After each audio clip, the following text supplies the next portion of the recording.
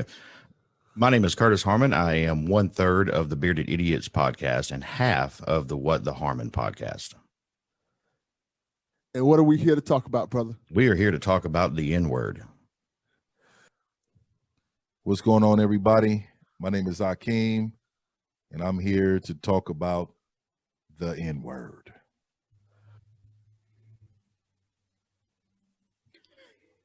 Hi, this is Jason Dutch with Dig on America podcast. And what are we here to talk about, brother? We're here to talk about the word ninja.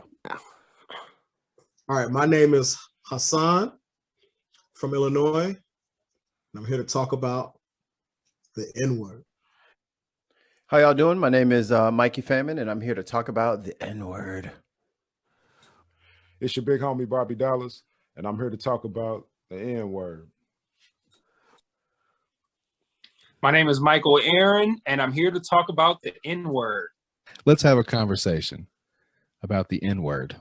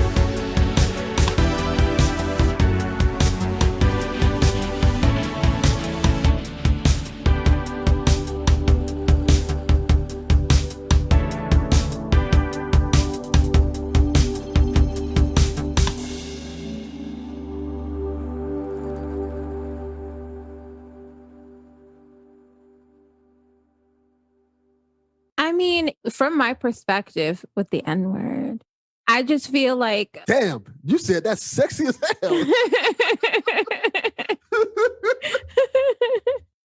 Yeah, the N-word, I just feel like it's their word. I mean, they invented it. They came up with it. They used it with a lot of hate, a lot of forceful hate directed at a specific group of people, Black people. There's a lot of other words that they have come up with throughout the years and created for other groups of people, Hispanic people, Indian people. I mean, white people have the one up on a lot of racial slurs and words that they've created specifically to make other groups of people feel inferior or feel bad.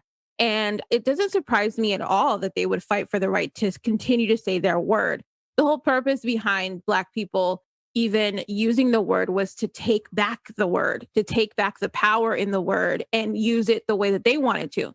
And so it doesn't surprise me at all that you have like a constant push and pull and battle to say, look, why do you get to say it? It's my word. Like, I came up with it, and like, you want to say it, you want to make it have its own power for you and use it in your own way. And I can't use it now. And that's not fair. It doesn't surprise me at all, because it's a word that they came up with to feel superior. And for Black people to try to take that word and make it something to where now it's exclusive. I'm the only one who can say it. And, you don't get to use it against me. It doesn't surprise me that there's a pushback from that, because those are the people that they're like, no, it's my word. I want to say it. I want to continue to be superior, and it's not fair. And so, but a lot of times, because we're in the year 2021, people don't want to seem as racist as they are. Some people don't want to seem as racist as they are. So they'll just make the argument like, look, use it in your rap music. You use it in all of this pop culture. Like, that's why I want to use it, because it doesn't mean the same thing that it did before, and I'm not using it in a racial slur way. So that's their argument. But really, I think we all know what it's about. It just is not shocking to me. And I don't know. I mean, I will fight for the right to say it with a hard R if you ever say it to me. I feel like that's another way to use the word. It's a creative way. Somebody uses the N-word with you, or not even with you. Like, if they just use it around you and it makes you feel uncomfortable, then just call them that word. And if they say like, hey, that's not right, you could just say, well, it's not any word that I'm using against you. How could it possibly be against you when it's about me? I think like, just take turns making people feel uncomfortable, and we can all be uncomfortable with each other. My name is Michael Aaron, and I'm here to talk about the N-word. Let me ask you this, Mike. Thank you for coming on this, for one thing. Oh man, my pleasure, dude. What was the first time you actually heard the N-word? And for those who don't know, if you listen to this podcast, got this far enough, the N-word is nigger. So, so I'm fairly sure that anybody who is listening to this is probably aware, but yeah, that's the word. The first time I heard it, like in person or in general? In general, let's start with in general first. The first time I probably heard it in general was probably on a rap song. I think one of the first hip hop albums that I listened to as a kid was probably The Chronic. Plenty of N-bombs dropped on The Chronic, so that's probably the first time I heard it. I was probably maybe about 10, but I probably heard it, and it's not resonating with me, but I probably heard my family members say it, like one of my aunts or uncles or something like that when I was younger. But my first remembrance of it was probably listening to The Chronic. Okay. When was the first time you think you heard it and was aware of the impact that it may have when people say it? Oh, well, that's a tough one. So when we're talking about the impact, you don't know about the impact until you learn the history. And growing up in Detroit, primarily Black city, going to primarily Black schools, you hear it kind of a lot. Even in elementary, I heard it. But when it's part of the norm, part of your normal vernacular, or something you normally hear, you're less accustomed to thinking like, oh, this is something that's problematic. So it probably wasn't until I started to get old enough to watch, because I've always tied most of my life experiences to film, like watching movies where it was said like by slave owners and shit like that. And then when I heard white people say it like in real life, which was again probably pretty young, I'd say probably elementary school, because I had a handful of white people I went to elementary school with, white kids, and I'm fairly certain I heard it at that point too. But then again, at that age, I wasn't really aware of how egregious of a violation that was. It probably wasn't until I was middle schoolish that I realized that. When was the first time you heard it and it actually struck a chord with you in terms of this isn't something that should be said, or maybe if you felt another way about it? So most of those times, even though younger, it's kind of like, that people shouldn't really say it. It wasn't until I was old enough to realize that they knew they shouldn't say it, but they were saying it anyway. That's when I started to like really have issues with it, because my issue with it in general, and I don't want to jump your question, so I'm not going to go too deeply into this, but my issues with it in general are white people's resistance to not being able to use it. So once I heard people using it at an age where they knew that they should be saying it, an issue with me. And as I've gotten older, that kind of behavior's persisted. And when you're getting violated over and over and over and over, you start to that anger starts to build up, and that patience you have for it decreases. I can't pinpoint an exact time though. Now, since we touched on it just a second ago, I want to ask you a question. I probably should ask you first, but I'm going to ask you now. What is your opinion on the word in general? So my thoughts on the word in general, from the Black side of things, is that we should be able to say it if we want to. If it's our decision if we want to reclaim that word, take away its power, take a word that was used to demean and deride us and make it something that we use as either as a term of endearment or just a casual greeting to somebody. However we want to use it, I think that's our prerogative. It's a word that's been used to harm us, to demean us, to express hatred toward us. And if we decide we want to take that word and we want to repurpose it, that's our prerogative. As far as white people using it, I feel like white people deserve no explanation further than we said you can't do it. And the reason I feel that way is because I have a big issue with the sheer entitlement of white people knowing how they've used this word in the past, how this word has been used, but like yesterday, and still having the nerve to go, why can't I use it? Why do you want to?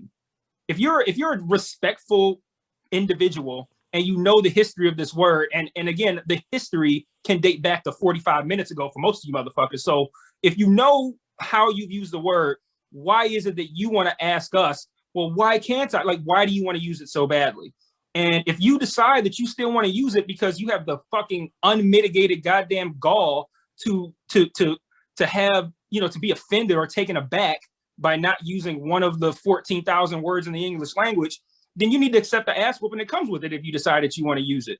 So, you know, I don't feel like, you know, I don't feel like I need to go into the history or give like some fucking dissertation or a PhD fucking paper as to the history of the word and why you can't use it. At the end of the day, if I even have to explain to you why you can't use it, that's a problem, because that tells me that you want to so badly that you can't utilize one of the other 13,999 words in the English language. You can't utilize those, but you need to know why you can't use this one word, because you can't fathom the idea that you can't do whatever the fuck you want. So I look at it like, well, if that's how you're going to behave, then you get fucked up when you say it. So by all means, use it, but take that ass whooping that comes along with it and have a good day. Shit. That's kind of my thoughts on it. Pretty straightforward, I think.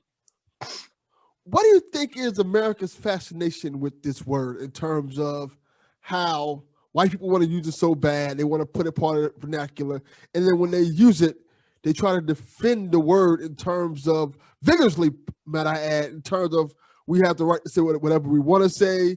We don't see why it's a problem. Why do you think that's such a common thing in America today? Because of the history of entitlement of white people in this country. They've, you know, ever since white people came to this country, they have taken, they've done whatever their heart desires. And the idea that someone can say you can't do that is so appalling to people. And I don't even think it's a conscious thought. Like they're sitting there like, how dare he or she say that I can't say that? I think it's just kind of like ingrained in their DNA to just feel as if you have the right to do and say whatever you want. And then they'll go, oh, well, it's my, you know, First Amendment freedom of speech, which it is. And that's why I say, if you choose to say it, then you can choose to take the ass whooping that comes along with it. But I think the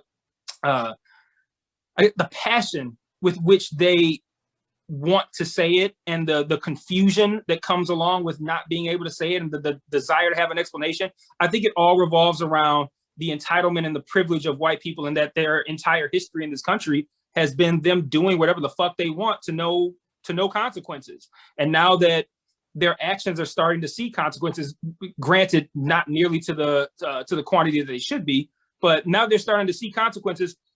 It's befuddling to them. Like, how am I being held accountable for something I did? I thought white people could do whatever the fuck they want. And I think that's where it comes from, is that they feel entitled to an explanation, because the idea of being told no is so foreign to them, and like an attack on their rights. That's how they perceive it. Like, you're attacking my right to do whatever the fuck I want, no matter who it damages or who it hurts. So that's why like that sort of like callous selfishness and disregard for others is why I don't really have any patience for anyone who says it, and I don't have any empathy for anybody who gets fucked up for saying it. This is an interesting question I want to give you. Okay.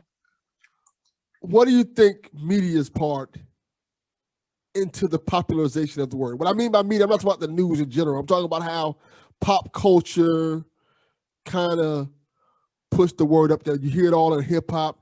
Quentin Tarantino movies say it 1,000 times. It seems like the popularity of the word adds to it. So what do you think about that aspect of it? Yeah, I mean, us Black people, we make no qualms about our freeness with using the word. I know a lot of us use it consistently to where we can't even stop ourselves from saying it around white folks. And I think our just, I'm struggling to find the right word to describe the idea that, like, how freely we use it and how recklessly we use it, and publicly and shamelessly. Shamelessly is the word I was looking for, actually. How we shamelessly use this word just like constantly, no matter what, in our music and our movies. I think it gives the perception that it's more accepted than it is. And then you end up with these think pieces and these these news interviews and or a guy like Quentin Tarantino dropping it in his movies constantly because, like, you look at it like that's how people talk in this situation. But that's I don't want to get into a Tarantino thing, but that's his I guess his desire to reflect things as realistically as possible. But I think it's a combination. It's like a perfect storm of our shameless use of it, where we're just like kind of like putting it in people's faces that we use it, to where now they kind of almost look at it as accepted. So then we go, no, you can't do that, and then they go, what? And then like you end up with the think pieces, and you end up with the interviews, and I think it just kind of turned into this big hurricane of just the controversy of using the word. So yeah, I think it kind of starts with how we use it in our art, in our music, or in our films or television shows, or whatever the case may be. So let me ask you this, because you just touched on it a little bit. Okay. Do you think it should be used in art? And what I mean by art in terms of not only just rap, but in movies, and as well as in comedy, like comedians, like white comedians, should they be allowed to use the N-word in terms of getting laughs and for jokes and things like that? So I don't think white people should use the word under any circumstance, whether that's repeating something you heard someone else say, rapping along with rap lyrics, using it in comedy. There is no context in which I feel it's okay for white people to say it. And I think that as far as we go, I don't feel like there should be any restrictions on how we use it. And it's just one of those things where I look at it as white people have oppressed people, period, but black people for so long, and for so long being, again, up until like today, like it's still happening. Like white people have oppressed black people for so long, and this is the only thing that we have, like that, like this is our thing, that we could take this and be like, this is ours now, and we make the rules for this. And as much as they've taken from us, and as much as we have given to them unwillingly, I think that, if our one thing is this word, where if we gotta flaunt it in front of you, we say it to your face, and you can't say it back. Like I think there is no rule. There should be no rule that can stop us from saying it, because if that's our I don't want to say reparations, but like that's kind of like our thing that we can use to kind of like spit in the face of oppression. And so I don't think we should have any restrictions. And I feel like there is no circumstance in which white people should be okay with saying it, or that we should accept it. And actually, take it a tiny step further. I don't think anybody who's not black should be saying it. So I draw a pretty hard line to stand there. What was that? You touched on my next question, because I was going to ask you, how do you feel about specifically the Asians, the Latino community embracing the word and using the word in terms of hip hop? I know Fat Joe got flack for it at one point because he uses it in his rap lyrics and things like that, and he says, I grew up in these areas, I am from this. Yeah, fuck that. That's bullshit. I don't accept that. You can't. It's not a nature versus nurture word. It's a word that is associated with black people. Not black people from New York, not black people from Detroit. I'm sorry, not even black people, not people from New York. Like, I grew up in this neighborhood with a bunch of black guys. We all said it together. It's not about where you're from. It's not about where you grew up. It's about black. And that's it. If you ain't black, you shouldn't be fucking saying it. Like, I don't understand why New York people gave people like Fat Joe a pass for saying that. Like, and that's on New York. If New York says that, they cool with Puerto Ricans or whoever or whatever saying it, Jennifer Lopez, and they say, okay, we cool with that. That's on you. I wouldn't give that pass, because it's not, like I said, it's not about where you grew up or who you grew up around or what circumstance, where you grew up in the hood, whether you grew up, like, it's not about where you grew up. At the end of the day, did white people oppress your people and use that word to damage and demean and harm you as viciously as they could, and still do that to this day? If you're not black, the answer is no. So you need to shut the fuck up in this conversation, and you need to shut the fuck up saying it. Like, I draw the line at anybody who's not black saying it. One final major question for you. Major question? You said? Yeah, I would consider it major, depending on your answer. Okay. Have you ever been called the N-word? Huh? I don't think so. And the irony in that is as someone of mixed race and mixed background, I got picked on for my skin tone as a kid. You know, I got in fights all the time, and I was constantly bullied. But I was always called white boy. I was never called nigga. I was because I was getting bullied by black folks. They're like, look at the white boy. Like that was what I got as a kid. So like, I didn't spend too much time around white people to ever really get called that. And I think as an adult, I think there's something like it's like you know me, you know I'm a joking kind of dude. Like I'm a nice person in general. Like even though I'm angry as fuck all the time, you know, in general, I'm a person that values you know, morals and being a good person and doing the right thing. But at the same time, I think my resting face screams, "Do not fuck with me." And I don't think any white person will probably ever have the balls to say that to my face. I think there's just something about me that lets them know I will push their teeth down their fucking throat if they do it. That is the perfect way to end this interview. Thank you for coming on, brother. Let them know where to find your stuff at. For sure, man. First and foremost, you can find me at What Up Though Podcast. Podcast me and my boy Otis been doing for about 6-7 years. That's WUDUPDOE podcast. That's the Twitter handle. You can find it on any of your favorite podcast thingamajiggies. I'm usually pretty articulate, but thingamajiggies was the best I could come up with right there. You know, Apple Podcast, Spotify, all that good shit.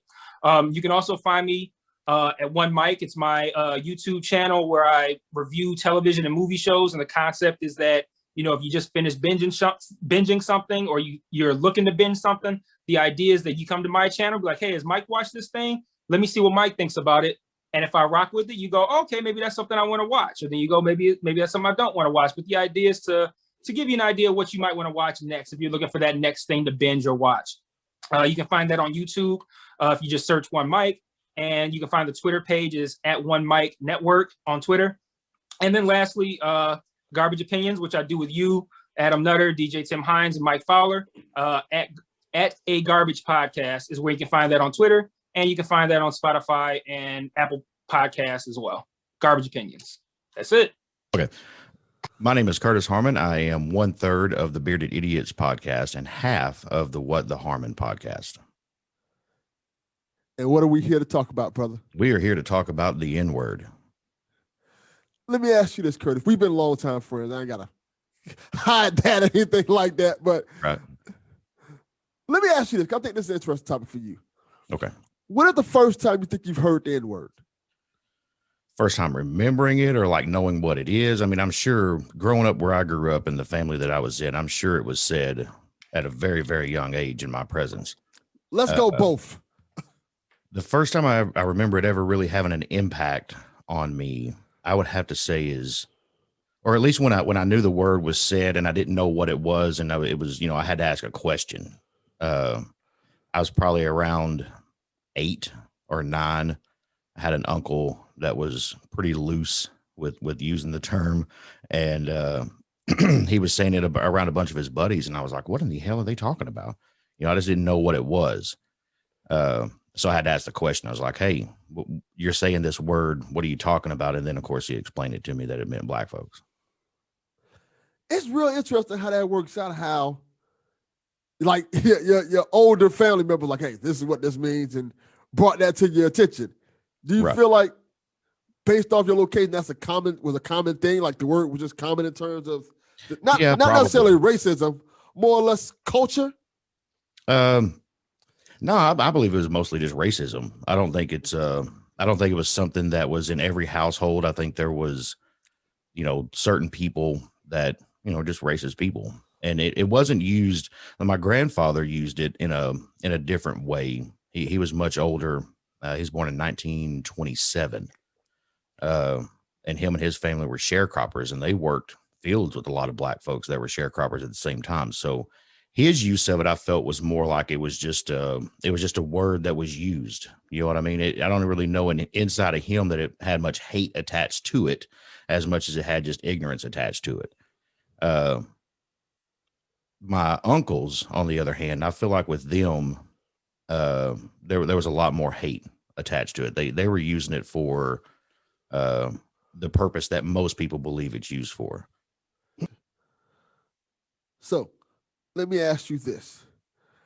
How do you feel about how the word is used in terms of media, whether it's comedy, whether it's music? Because it feels like the word is taboo, but y'all, everywhere you go, you always hear it, whether it's comedians trying to do it for shock value. When you watch a Quentin Tarantino movie, the word often comes up. Or if you listen to hip hop, which is the #1 form of music in the world, you're going to often hear that word. Sure. I think anybody, I'm weird about this kind of stuff, man. Like, I think anybody should be able to say whatever they want to say. With no restrictions. I think hate speech is just as protected by the First Amendment as is love speech. All right. So I think people should be able to say whatever they want to say. All right. And my 8th grade English teacher, one time when we were discussing the Constitution and the Bill of Rights and all that kind of stuff, right? And we were talking about the amendments, and we were going over the First Amendment. And he said, here's what you need to know at an early age is the First Amendment only extends to the end of your nose, right? You have the right to say whatever you want to say. Everybody else has a right to have an opinion about what you say. But I do believe everybody should be able to say whatever they want to say. I don't think there should be anybody telling anybody else the words that they can and cannot use. Now, what I think people should do is make a personal choice on whether or not they want to be in the presence of the people that are using those words. If you don't like the things that I say, if you don't like the way that I say them, if you don't take the time to understand my intent behind them, nobody is forcing you to be around me, right? There's no indentured servitude in the United States. There's none of that, right? So if you don't like what's going on around you, you have the option to leave. Now, is there going to be consequences of that? Potentially. If you're in a work environment where things are being said and you don't like those things, you can't just necessarily quit. Yeah, you can. That's a choice you can make. If that thing is that offensive to you, then you have the option to no longer be in that environment. But it being in media, it doesn't bother me at all. I think if it's used just like any other word, yeah, use it. It doesn't bother me at all. There's a lot of songs that I sing on a regular basis in my truck driving down the road that has it in there, and I sing straight through it.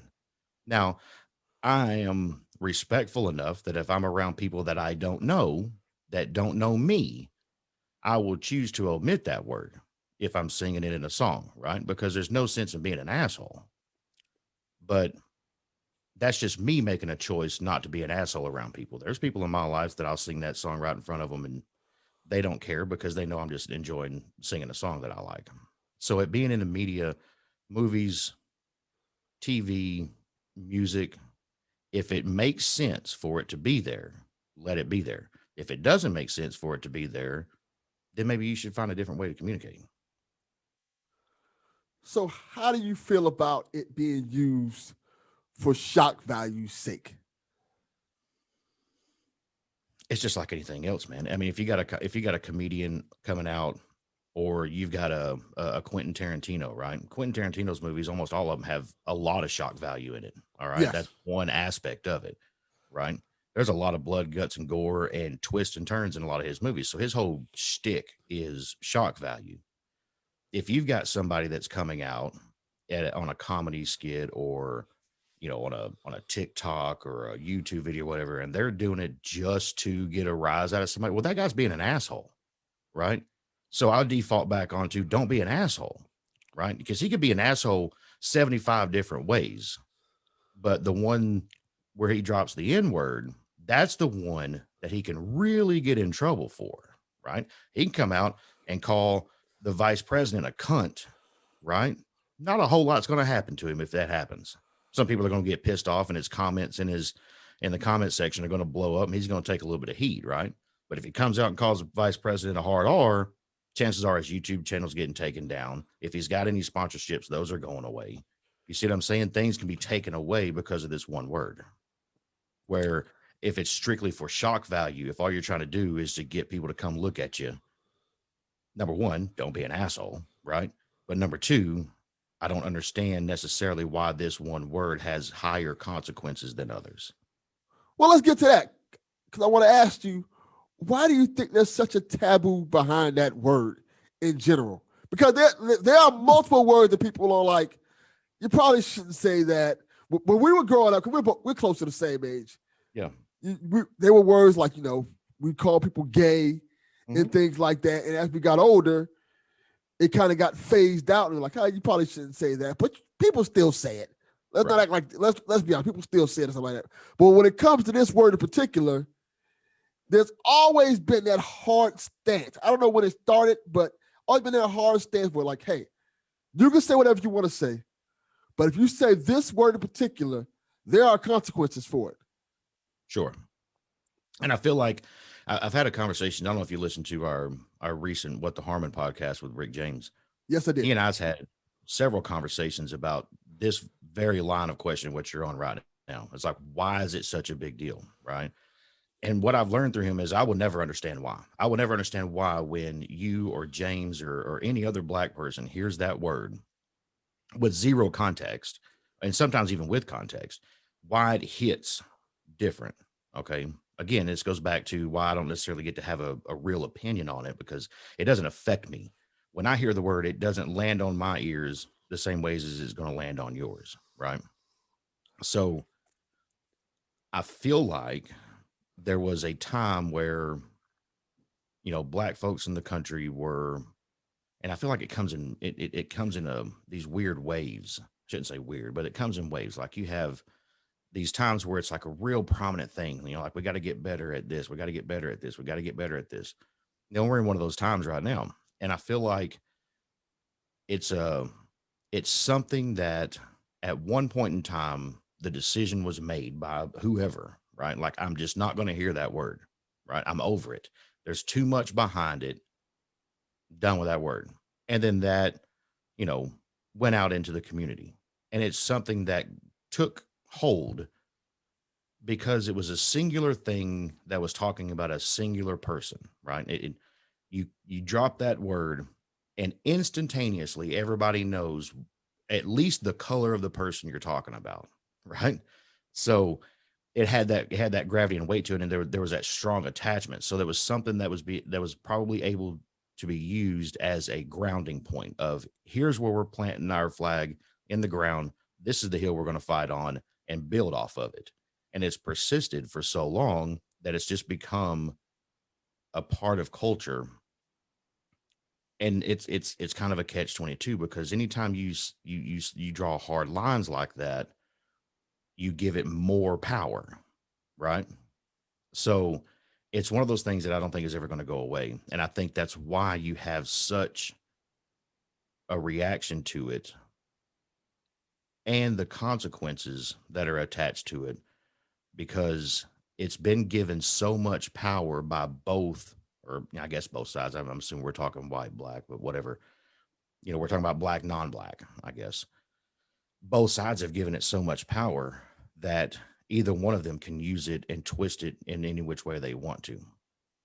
And that's unfortunate, in my opinion. Do you think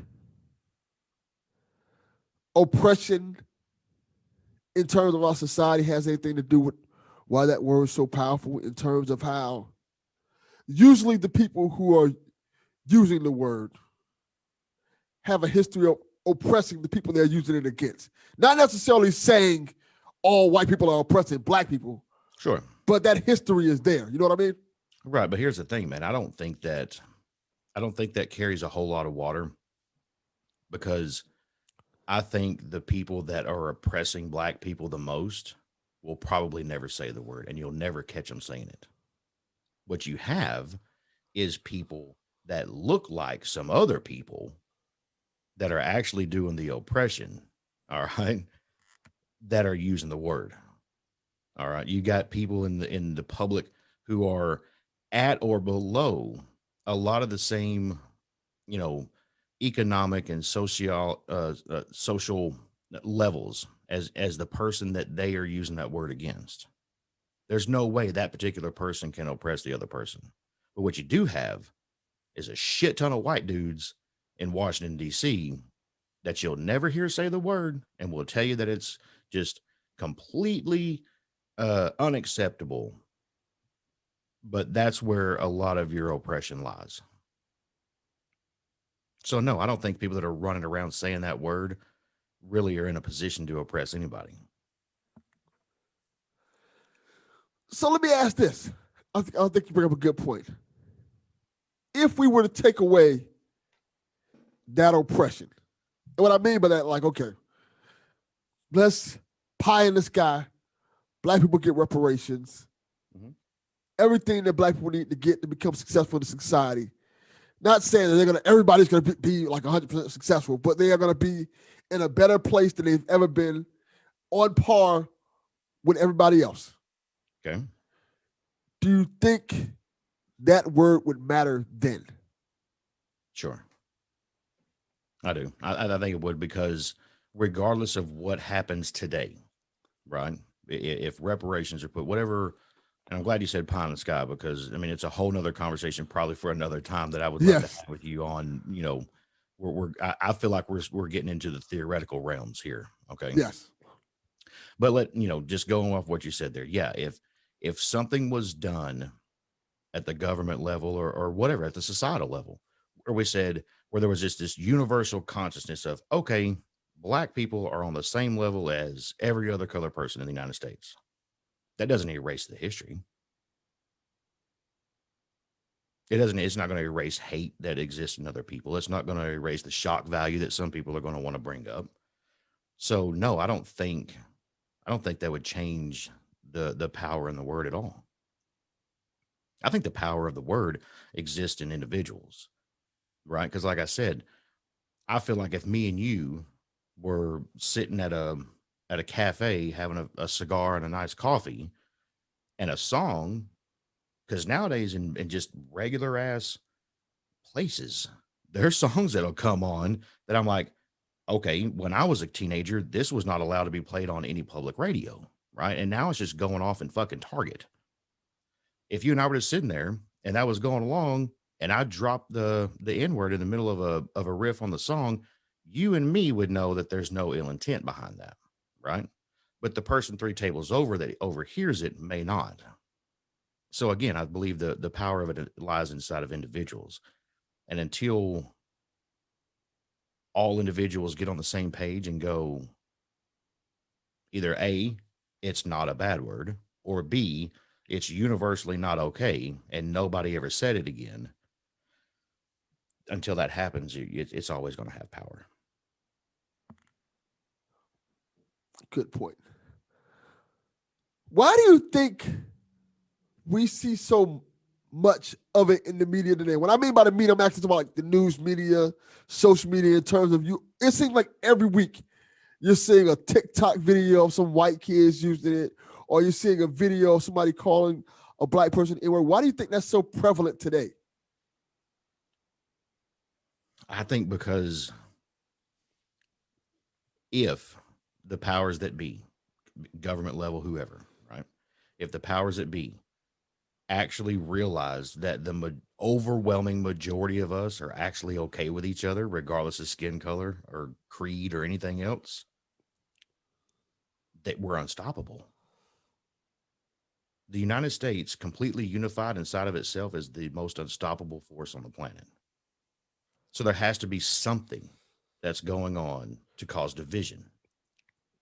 Because if we're unified, they got a problem on their hands. If we're divided, if everybody has to start being either white, black, red, blue, up, down, left, right, if you have to start picking teams and be on that team no matter what, then you're never going to be able to control your whole ass destiny. None of us are. And I think that's a problem with society today. And I think you touched on a good point with that, because not to get too far into politics, but it seems like politics plays heavy into race.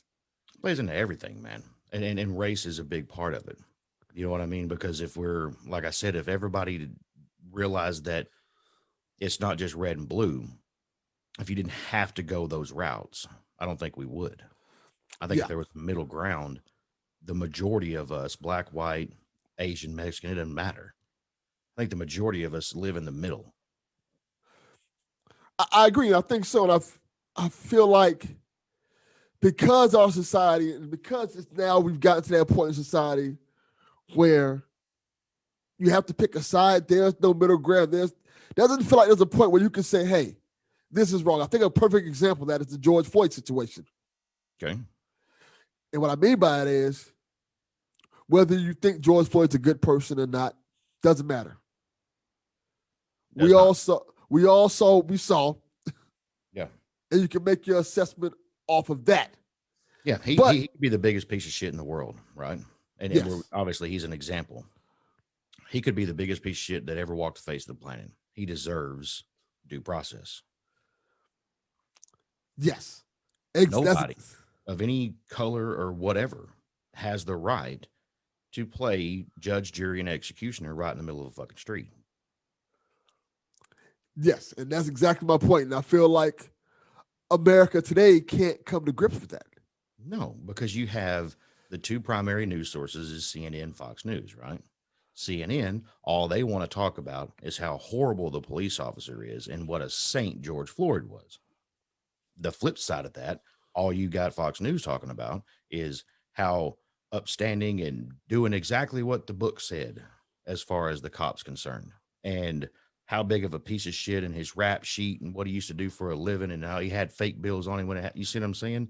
So you have these two primary news sources, and people like me and you really don't have the time in our day to really dig into each and every story that comes up.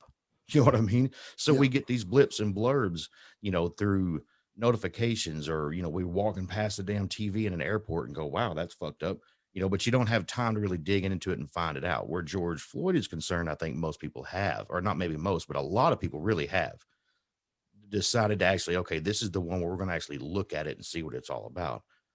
But that's just the way it works, man. You've got to have a division amongst people, because you and I could be best friends, right? And maybe live on opposite sides of this issue.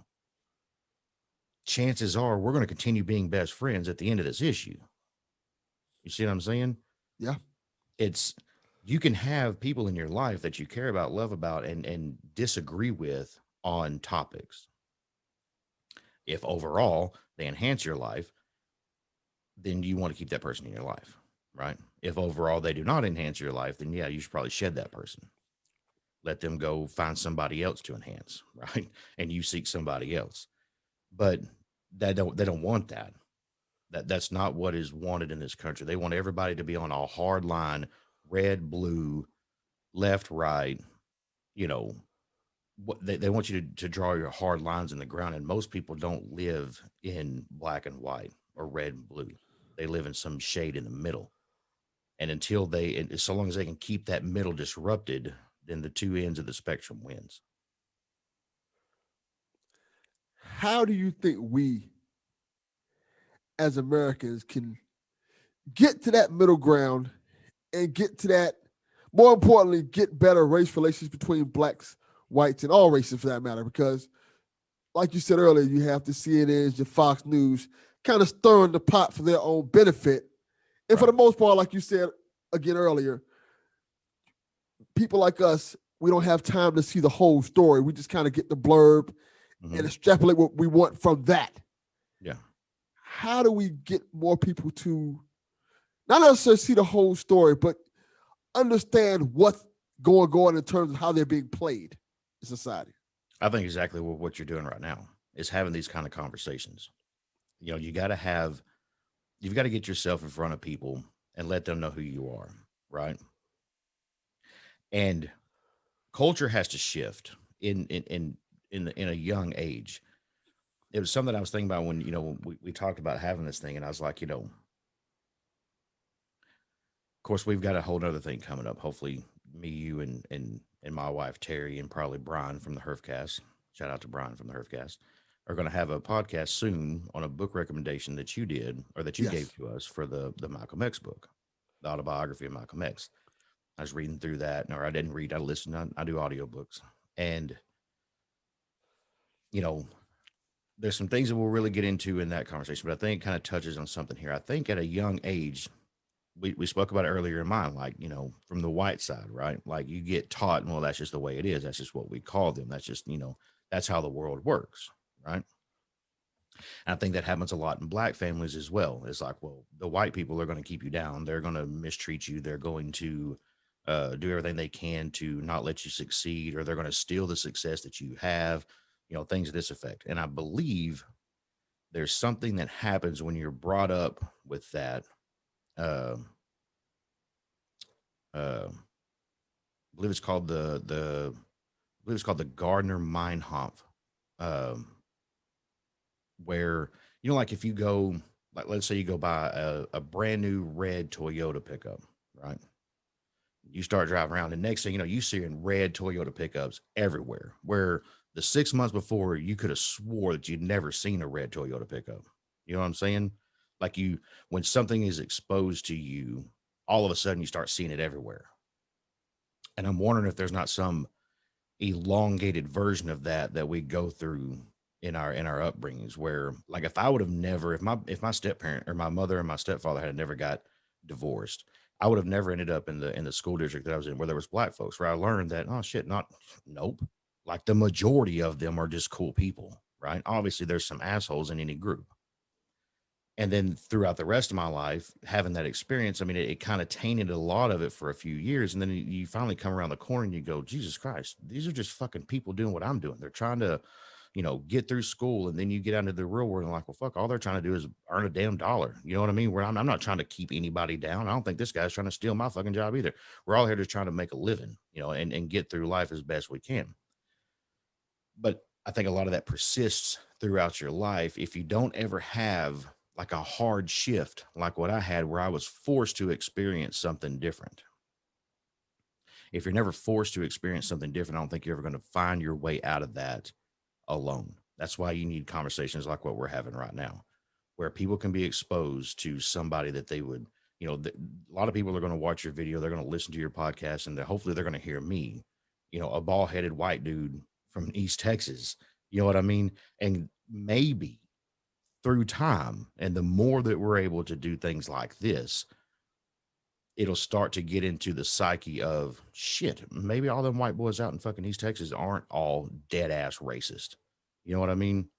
And also from my end, I'm like, well, maybe not all the fucking bald headed black dudes from fucking Miami are fucking assholes. You know what I'm saying? So you get exposed through whatever means. And the more that these kind of conversations happen, that hopefully move it forward rather than just stagnate in what's already there and becomes part of the echo chamber. It's going to take a lot of time and a lot of work from a lot of good people, but that's the only way I see the country realizing that, holy shit, we're being played. What's going on, everybody? My name is Akeem, and I'm here to talk about the N-word. What's going on with you, brother? For those who don't know, let them know about who you are and so they can get a feel for you. My name is Akeem. I have a podcast. My podcast is Raw and Uncut Podcast. I'm also into the dating coaching, and they call me Mr. 1950. Hey man, like I'm on everything, Mr. 1950. You can pretty much find me anywhere. So just look me up. I'm in it. Definitely. When was the first time you think you've heard the N-word? Oh, I mean, in general, all my life, all my life. Ever since I can remember knowing any kind of words, I remember that. Cool. When do you think you heard it and actually knew what it meant? Do you remember a specific time? Was it like listening to rap music, anything like that? And no, I was sit down and talk to about it before it was moved. I'm 42, so rap music they wasn't really doing all that when I was young. So my mom actually is the one who talks to me about it, and I kind of remember because you know, I was in the neighborhood in San Francisco, and you know, some young boy said it to me, and I didn't know what it was, but I knew it was something funny. by instinct, you know what I mean, just the way he was saying it. So I banged on him. And so when I got home, you know, his family came down and said what I did, and I told my mom what he said. And my mom, you know, sat and talked to me about the word. So I definitely remember what happened. So that was the first time you kind of ran into kind of racism with the word. Yeah, I was like 6 years old, man, 5 years old, man, so 5 or 6. And I remember exactly where I was too, because that was the first true time that I see my mom really angry at me. Before then, she wasn't really too mad at me, but she was real mad because I beat the boy up pretty bad. Yeah. So what is your opinion on the word in general? It just depends on, for me, if it's used in our community, it's used as an endearing word. If you use the NA, you know what I mean? The ER is something different. So the ER, you know, means, you know, disrespect to a group of black people, but I don't give it any power. I've been called that several times as I got older, and it doesn't bother me at all. I don't get upset, and it doesn't really bother me. I just talk my own mess back. You know what I mean? So, you know, it just does. It doesn't really have. I don't feel like I need to put the hands on somebody for them saying that to me. You know what I mean? So let me ask you about this. Describe to the audience what do you mean by giving the word power? Because I think that's, during these interviews so far, that's one of the words that's come up a couple of times about how people give the word power. Do you think black people in general give the word power, or white people? How do you think that power is given up? Yeah, and I think it's embedded in us in order to be defensive because of it. But I think giving it power means giving it a certain level of energy to want to retaliate with some type of anger or violence towards the person who's saying it. I definitely don't mind checking somebody about saying it that's not supposed to say it, but when they refer it towards yourself, and it is what it is, man, it doesn't bother me at all. So what do you think about pop culture in terms of like movies and TV shows using the N-word and kind of popularized, even hip hop for that matter? Hip hop is often used the word. What do you think about that in terms of how it's being used and kind of promoted? It's our word. We've adopted the word. We've changed the word. You know, just like black people did back in the day when we didn't have much, we made things fashionable, right? So of course it's fashionable now for people to hear it, but to use it is something different to me. This is our word. And now I feel like that, you know, if you're not black and you're not a part of the community, you need to skip over that part. Like in the rap song. Like I don't want to hear you yelling it in the air. I don't care if we use it or not. That's our word. And you know, it's just like when a woman used the B word towards their friends, right? You know, it's the same thing. Like it's cool until we use it, right?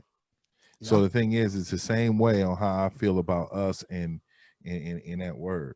I don't want to see anybody using it but us, and it needs to be in an endearing way. It needs to be the EA. Anybody use the ER is a problem. Yeah, I agree. And to get to that, what do you think about just white people in general using the word and making excuses to use the word, like, you guys use it in rap songs? And yeah, white people are gonna make excuses. White people are gonna make excuses. But let me say this though. It is our time of change. So I don't think they want to use it right now. It's a lot of consequence for them using it right now. You know what I mean? In so many different areas in the world, you can't use it, and I respect it. Meaning the cancel culture, which I don't agree with, but it is. I will give them some love in the cancel culture that you use the N-word and you're not black, you probably gonna regret that you ever said it. Like, it's not going to work out for you. So what do you think about how cancel culture, because back in the day, me and you close to the same age, when we were coming up, cancel culture kind of was just like, hey, if person X said this to a black person, meaning the N-word, the consequences were immediate Mhm. in terms of like they got their ass kicked. Yeah. Now it's more of a social media thing where, hey, if you say the N-word to a black person, you're gonna get blasted on social media by It's even millions better. of people. Like, It's even better now. See, social media keeps us out of jail. Social media doesn't get anybody killed. You know what I mean? They be taking these cats' jobs. You know what I mean? Like they Yeah. coming for cats' jobs and calling the school where your kids is at and trying to get them kicked out of the Christian school, man. I mean, they go all the way in, man. I'll be looking at some threads and I'll be seeing people find out where you live, where you work, who's this, who's that in your family. I mean, there's some real investigators online, man. So I enjoy it. And I believe in it. For us, when we was younger, I just think it was closer to the time of the 60s and 70s where we settled a lot of things with the fist, and now we're a lot smarter. So we settle things through social media and burning buildings, man. You know what I mean? We do. We tear stuff up now, and we don't care. We got Uber. They talking about you don't want to tear your neighborhood up. We got Uber. We'll go to another neighborhood to shop. It's all right.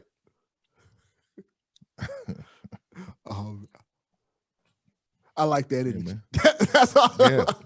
I'm just telling you right now, man. Like, I'm from California, man, and I'm from the Bay, home of the protests. And let me tell you something. If something happens out here to one of our peoples, and it's deemed to be disrespectful or unjust, we're gonna tear it all down, because the only time we get your attention, it seems to me, is when we burning something or tearing something down. And so if that's the case, if you don't want your little precious building that you own tore down, then come correct. Make sure you do the right thing. Like what does terrorists do, right? Terrorists, they can't fight you in a war because they don't have enough bodies. So what do? They set bombs in different places, right? And I'm not saying that we're terrorists, but what I'm saying is the strategy is the same. We know what affects you is money. We know what affects you is the economy. We know what affects you is insurance companies pissed off because they got to pay for buildings, cars, and et cetera, et cetera. So guess what we're going to do? We're going to tear it all the way up. That's what we're going to do. So what do you think is America's obsession, mainly white America's obsession, with using the word and trying to rationalize the thought of using the word? Because we're cool. We are the black people make it cool. White people make money off of it. So you have to understand hip hop is owned by white people.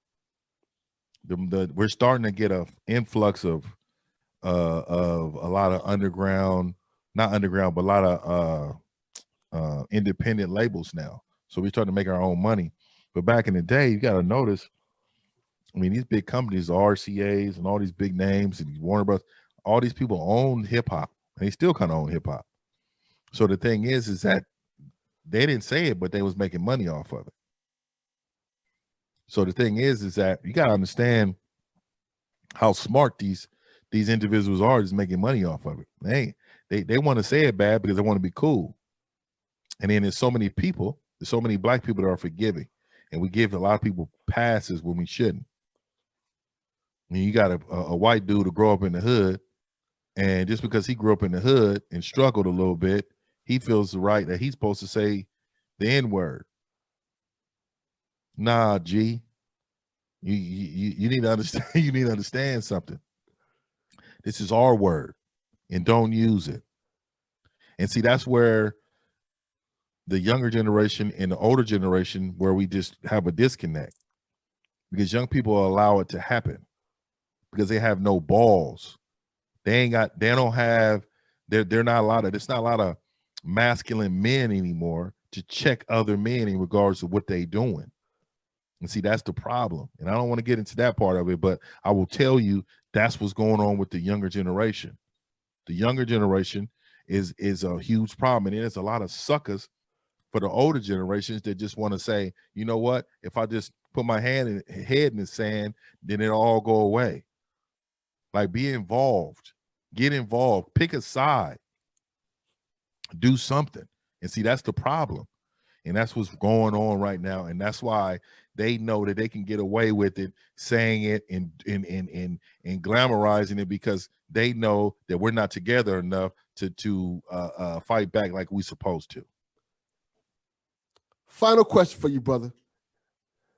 Do you think the stigmatism around this word will ever go away? Or do you think it will ever become socially acceptable to use that word by anybody other than Black people? No, I don't think it'd ever be socially accepted to be used. And I think this word will never go away. I mean, there's words in every race that's derogatory towards them in their culture. We just happen to blow up the the one that is probably the biggest because we've been the most scrutinized with it. Get what I'm saying? We've made that word famous. You know what I mean? They profit off it. But we made it famous.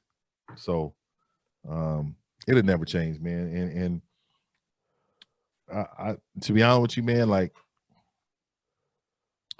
I just want ultimately is for us Black people to have some pride in knowing what's ours and claiming what's ours and not allowing anybody in our space.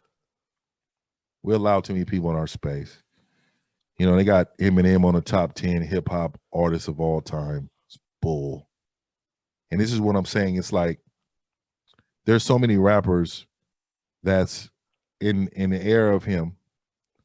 And I mean, he's pretty good, but he's not top 10, top 20. You got to think about it. If he was Black, how good would he be? Right? How good would he be? And this is what I'm saying, because there's a 1 out of a million. Does that mean he's the best? It's just kind of like Luka in the NBA right now. Like Luka plays zero. I mean, he's not Damian Lillard, but he got voted over in an All-Star game. You get what I'm saying? It's like we crown individuals that come in our space, and we don't support the ones who's already in it, and it bothers me. So I don't believe N-word will ever go away, because we got a lot of suckers around, a lot of people that just a lot of weak men, and it has zero to do with anybody else other than the weak Black men, older and younger, that don't control the space. You know, just like one of my homeboys, Coach EO, said, everything starts and ends with the man. If that's the case, Black men need to take accountability for not controlling what's theirs. Hip hop is ours. The N-word is ours. I mean, next you're going to have Asians cooking soul food. Get what I'm saying? And this is what I'm talking about. At the end of the day, we're going to be at the fish market and it's Indians cooking. We're gonna be getting deep fried fish, and this is what I'm talking about. Just in our space, and we're just allowing it to happen. Just like the corner store in the hood in the 80s and 90s and 2000s. Who was they? They was Asians, right? Yeah. And they was in there profiting off of what we did. So Black Lives Matter happened, right? So now they got Asian Lives Matter. Like, you get what I'm saying? It's like, it's just amazing how we allow people in our space. Now, mind you, I respect the Asians, and they got a gripe, and it's been like that. They've been disrespected, and they've been, dealt with, and they need help just like we needed help, right? But I have a problem with the technical use and nobody speaking up about it. Like, hold on. Now, I don't mind Asians getting a just because they've been disrespected, but it's really getting pumped now. Now they just passed a legislation. Joe Biden passed legislation for some type of act to, help discrimination. Why did it take Asians getting beat down for that to happen? I mean, I can go into it, man. I just, you got me on the show to talk about the we get done with that.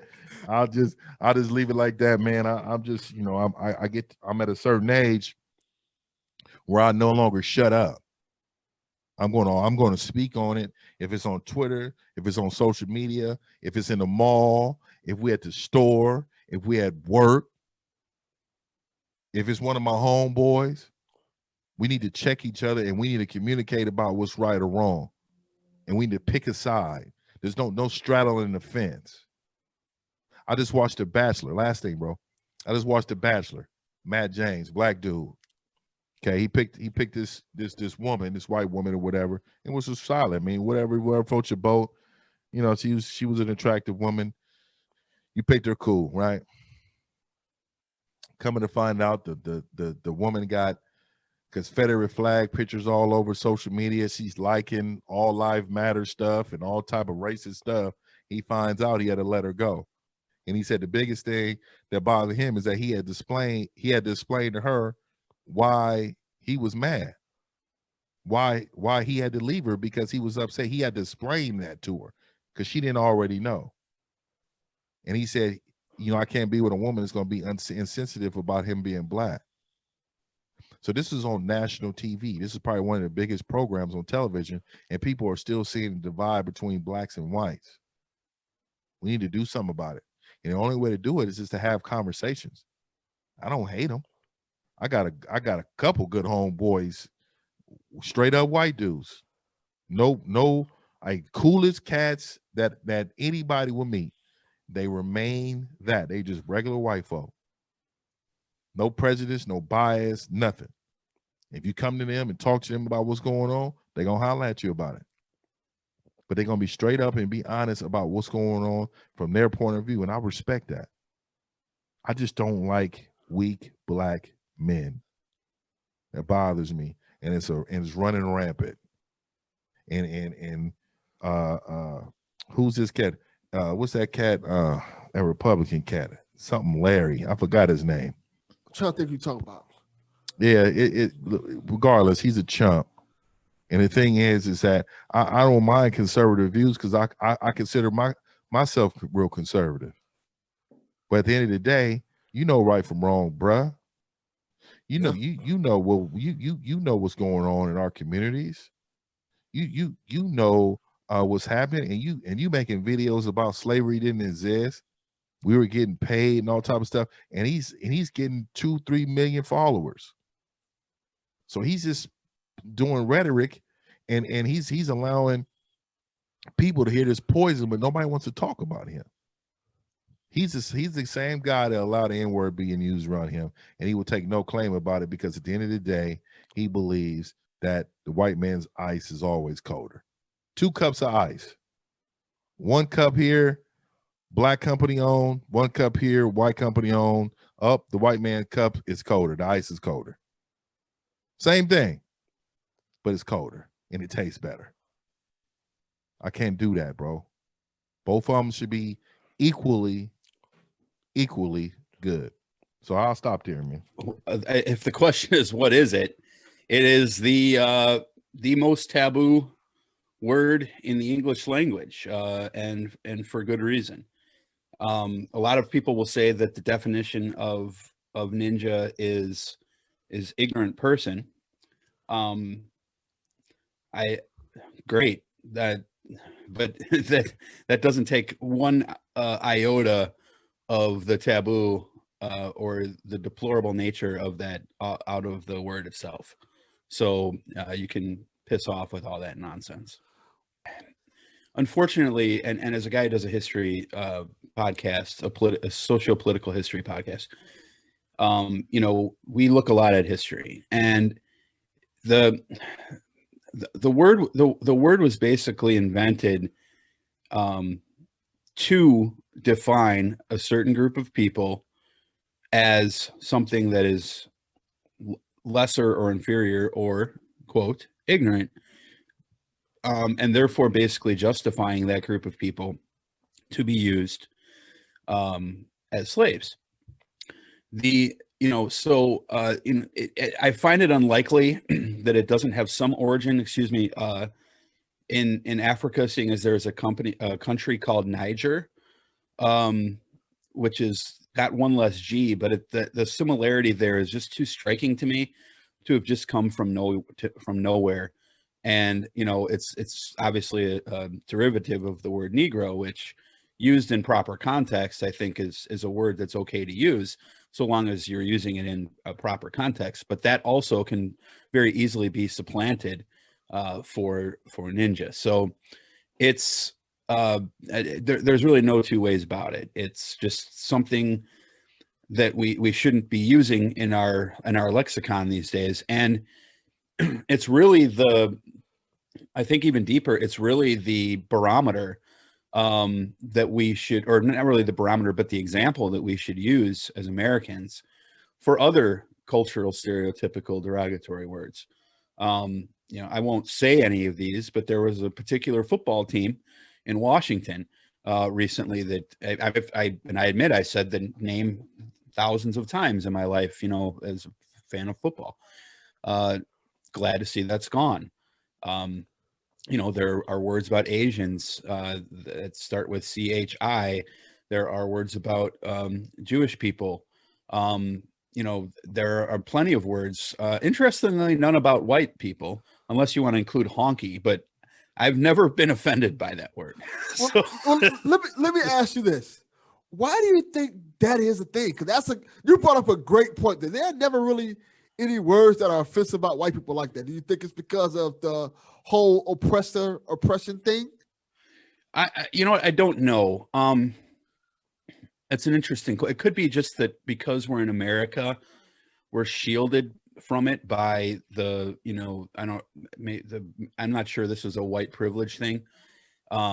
Not to say that white privilege doesn't exist, because it certainly does. I'm not sure if this particular thing is a white privilege thing, but it could be that it's just so saturated, seeing as up to 80% of the country was white,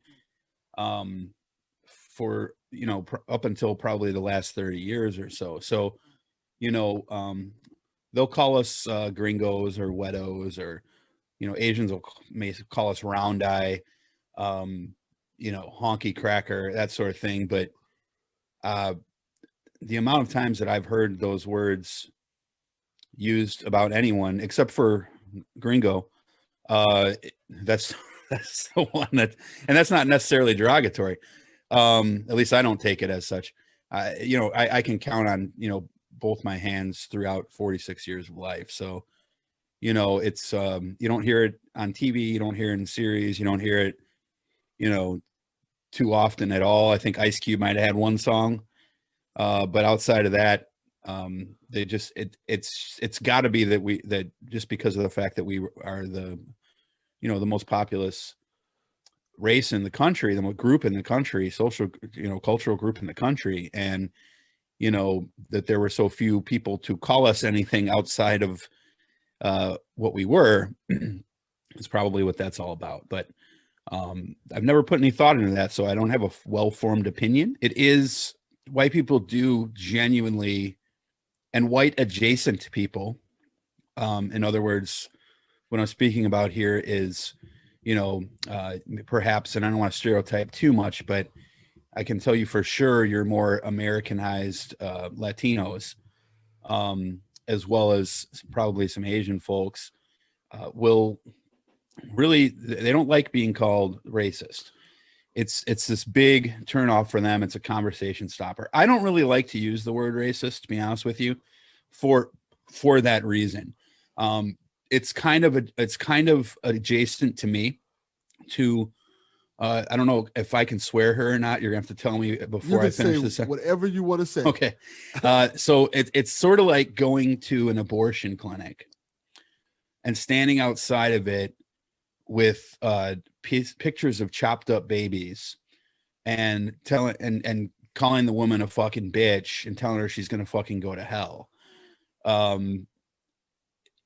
You may believe those things are true, but if your true intention is to start a conversation with that woman and potentially save that unborn child, if that's really your goal, I struggle to see how calling someone a bitch and showing them pictures of chopped up babies is a good way to start that conversation.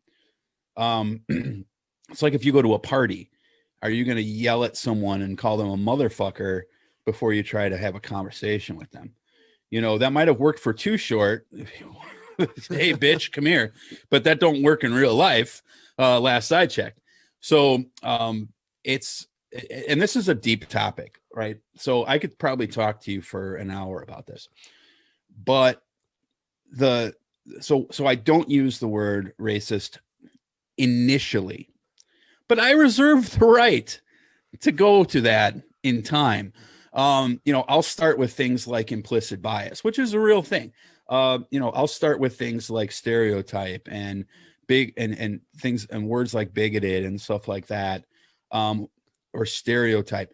And, because it could be that person really just doesn't know. And it's, if there's one thing that I believe in, it's you only know what you know. I had a conversation on Twitter yesterday with a black guy who I don't know what his issue was, but he used the term Fredo to an Italian person, and I commented below that Fredo is a derogatory term. Period. End of tweet. And he started to tell me about how I should have my family start paying reparations, and then I should shut the fuck up.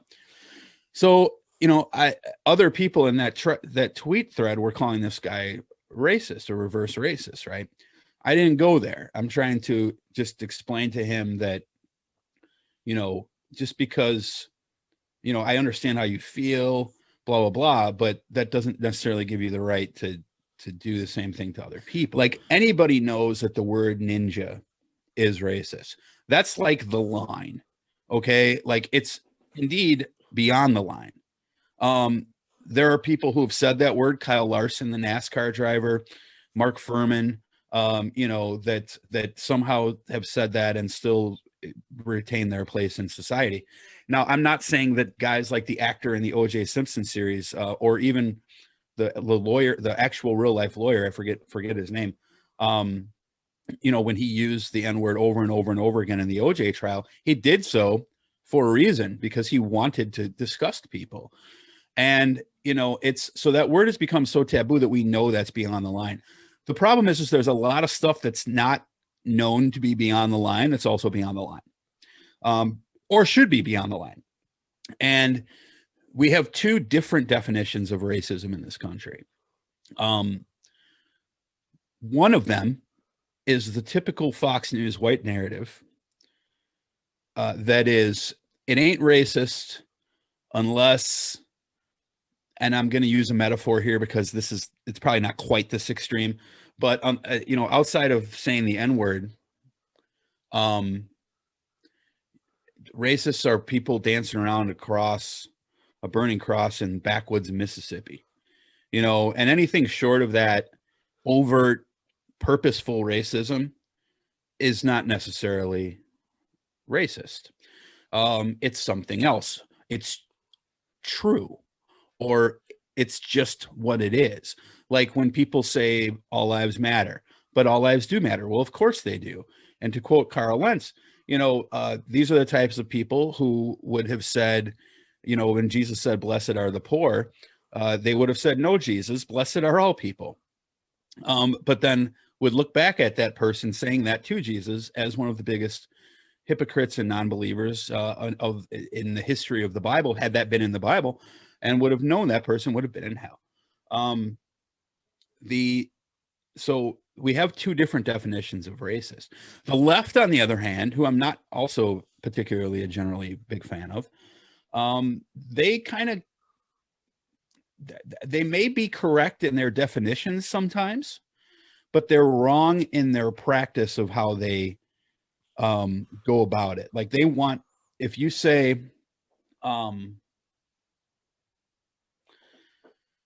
Negro, right? Just like let's say I like I just said it just now in context. There are people on the left out there who will try to find out where I work and make sure I never work again for that. That those people do exist. Those people they actually fuel the right wing. And that's not necessarily a good solution either. So the question becomes, where is the actual line?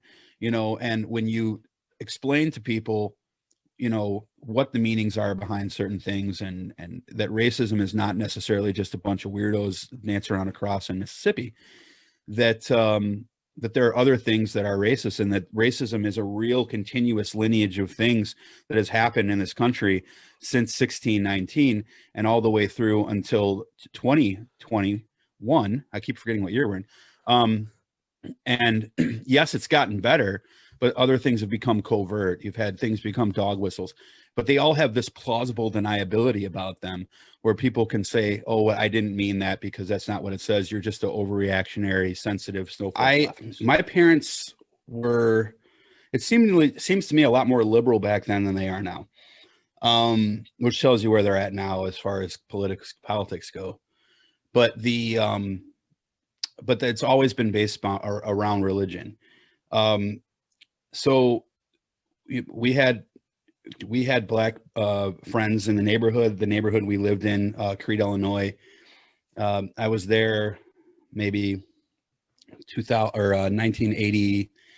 We moved there like 1985 or 6. And was there, actually, no, I take that back. We moved there. I was there through, we moved to West Chicago in that year. In Crete, I was kindergarten through 12th grade, or 12 years old. So Crete was pretty diverse. To give you an example, it was a decent, well-to-do community. I had 2 Major League Baseball players and a professional basketball player living on my street. Now in those days, those guys didn't make as much money. I had Steve Trout, Mike Squires, and who one played for the Cubs, one played for the White Sox. And then I had Orlando Woolridge, who played for the Bulls. And then Mr. T also lived in Crete, or at least had a house there. So it was great that everyone loved the fact that Mr. T was buying a house in Crete, because he's not really black. But you might have to elaborate on that one. Well, I mean, because you know what I'm saying. He's one of the good ones, right? Yes. So that scene from Do the Right Thing, right? Like, with who's your favorite basketball player? But yeah, I had black friends. Absolutely. They came into my house. They ate food. You know, my mom, I have had black friends to this day who my mom and dad will hug and love.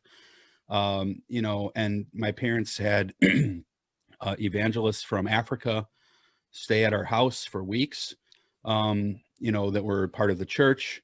So I've had people say, yeah, but they were the good ones, so that was why your parents let them in. You know, I'm not going to make that jump because I was too little to know any better. You know, we had foster kids come in and out of our house all the time, of all different races and colors. So, you know, I never heard my parents say anything negative about any other race, with the exception of my mom. My mom said when we moved to West Chicago, which is heavily Hispanic community, she was like, I asked her, I think I asked her, and I was probably like 11 or 12 or probably 13 at the time.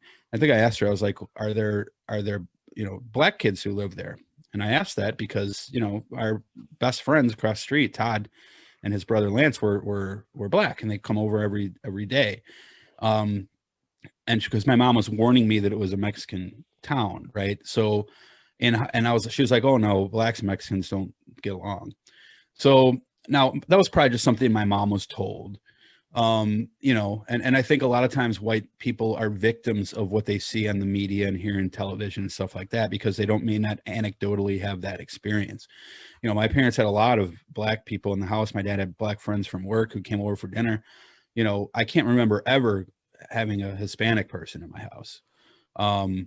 Asian and black, absolutely, but Hispanic, I unless I don't remember, you know, I don't remember ever coming across a Mexican person that I realized was Mexican until I moved there. Now, it was true, there weren't that many black people in West Chicago, you know, far less than what were in Crete. But Crete now, a funny story, is almost all black. You know, I was born in South Holland, Illinois, which is called South Holland because it was a Dutch community in the 40s and 50s and 60s.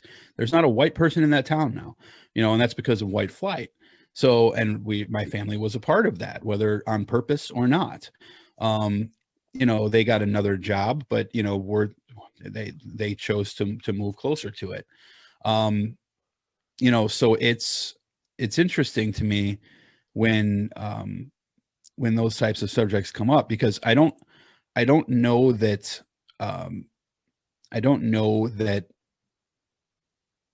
that just having, well, first of all, I do know, I shouldn't say I don't know.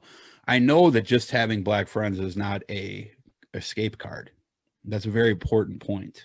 It might be the most important point that I'll make. You can fuck a Black girl every night for the rest of your life and still have negative thoughts about the Black community. That goes both ways, by the way. You can, that's not, racism is not a white thing. Racism is not something that only whites are guilty of. Every culture across humanity has shown signs of this, especially in the last 500 years or so. I think 500 years ago, maybe it wasn't as big of a deal. It was more a tribal thing than a color thing. But obviously, since the United States has been around, and the African slave trade, which went to both ways, there was an Arab slave trade and an American slave trade, both of Africans. And, but since then, race has sort of become a thing, more of a thing, I think.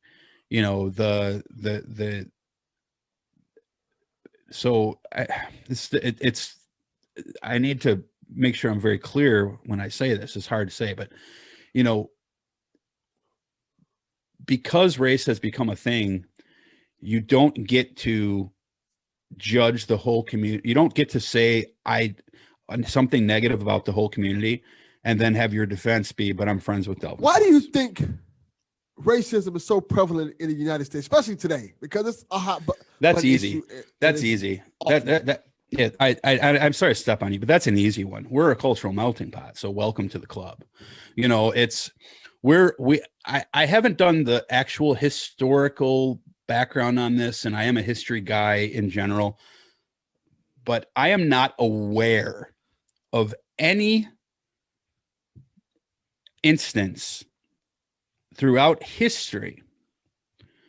There might be one or two, but I'm not aware of any instance throughout history where slaves were freed and then stayed there. Can anyone think of one? Generally they're expelled. Okay.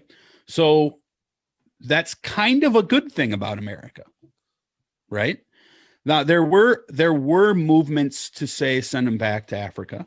There were Black people who wanted to be sent back to Africa, and for good reason. Now, unfortunately, a lot of this has led to the justification of slavery with, but aren't they better off here now in America having all this opportunity than they would be, whacking a bush around in Africa or well, maybe they'd live in Wakanda, who knows? But or the fictional country from Coming to America, I forget. Zamunda. I do know that for a fact. I know. But like people do use that as a get out of jail free card sometimes. But we have a cultural melting pot here, and the cultural melting pot is the reason why you have this problem, because we have the most diverse population. I feel free to say of any country in America, of any country in the world, with possibly the exception of Canada. I don't know. Unfortunately, and I love hip hop, but I think a lot of this is 90s hip hop. A lot of the blame has to go there. I'm not saying that. So this is tough to say, because those artists were reflecting what they were seeing, right? But sort of like the LGBTQ community, reclaim the word queer. I think Blacks did that to the N-word also, but I really wish that had not happened. because all they do is they give free license to people to have excuses. So 90s hip hop is part of the problem here. You know, I look back at a lot of the songs that I love. They're just riddled with misogyny and poor, you know, and use of the N-word. How do I reconcile that? It's tough for me to reconcile because I don't just wake up and hate Tribe Called Quest all of a sudden, right? I still love Tribe Called Quest. You know, not everyone did it as eloquently as Tupac and Public Enemy did it. And even they have slip-ups with the misogyny, especially Tupac. So, you know, like it's, you know, that's not to forgive rock or country. I mean, watch a Warrant video or Def Leppard and tell me that they're not, you know, objectifying women in the exact same way. They just didn't use the B word as much. You know, country music, they're not free of this one either, right? You know, there's a massive amount of misogyny in country music circles, in their songs. You know, now but because they honor the flag, and half of the songs are about degrading women, but the other half are about treating them like angels. So people tend to pay more attention to the half where they treat them like angels. You know, it's so I think that's a little bit unfair to rap music in a way, because there's a lot of positive rap music as well. But honestly, it wasn't as popular. You know, what was popular was Too Short, Ice Cube, Ice-T, you know, that sort of music, Snoop Doggy Dogg, Dr. Dre, you know, Biggie Smalls, and, you know, even Eminem to a degree. So I think they do have to acknowledge the fact that they've got to take a little bit of the responsibility for that. Now, again, I understand that they're saying this is the world that I'm living in. They're trying to represent that, but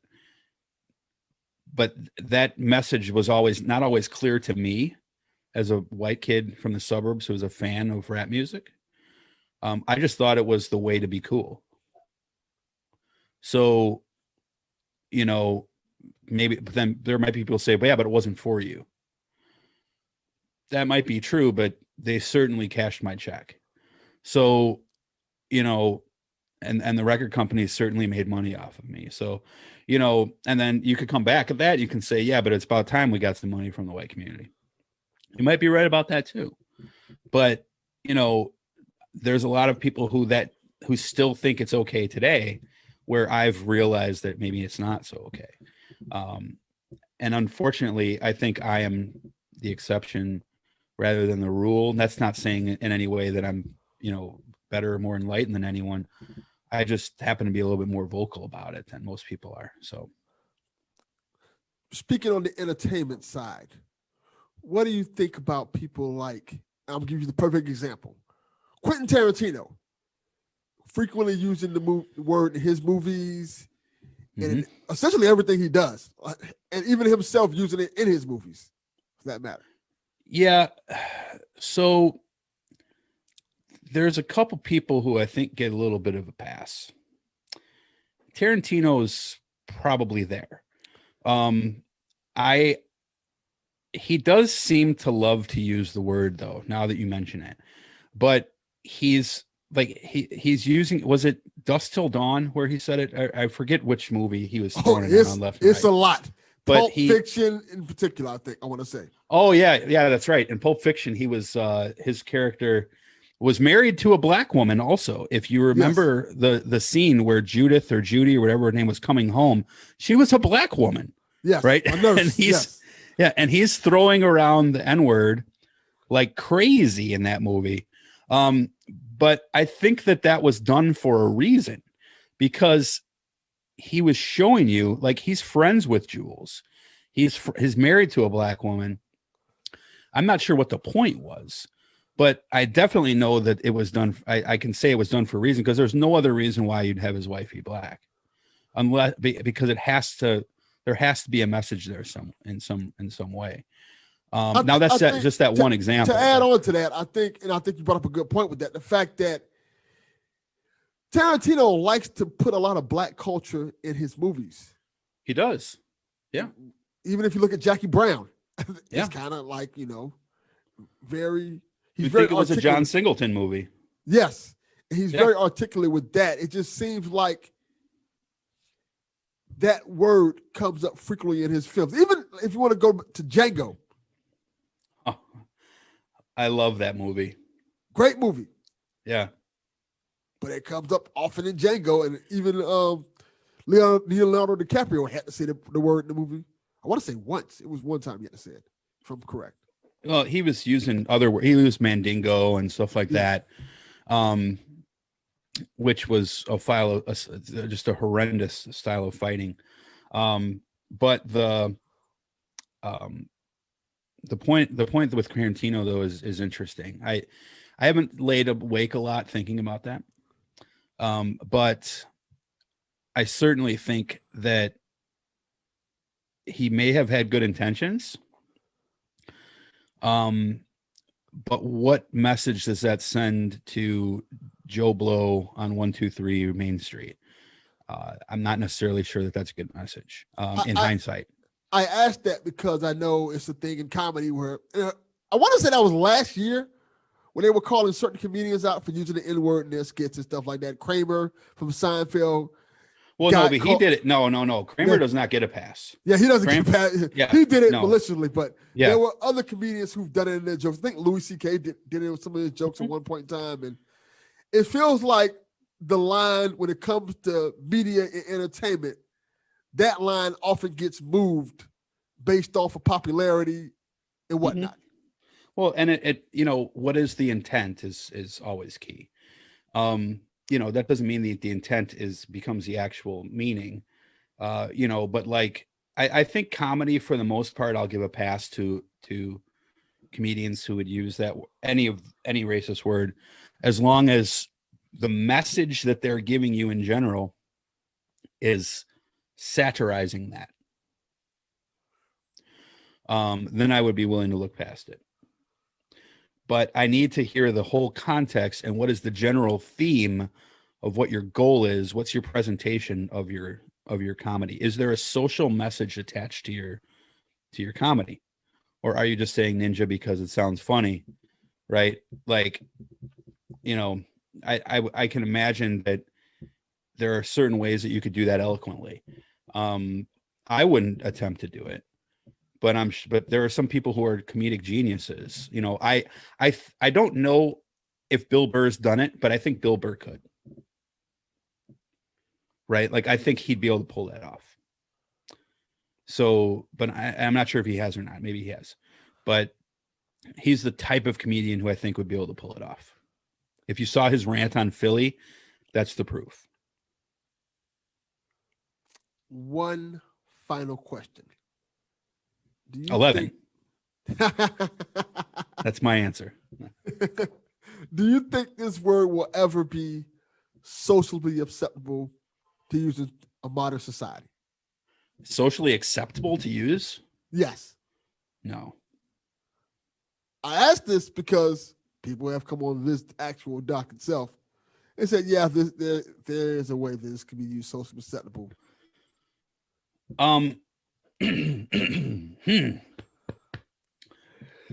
I suppose anything's possible. I doubt it. Do I want that to be the world I live in?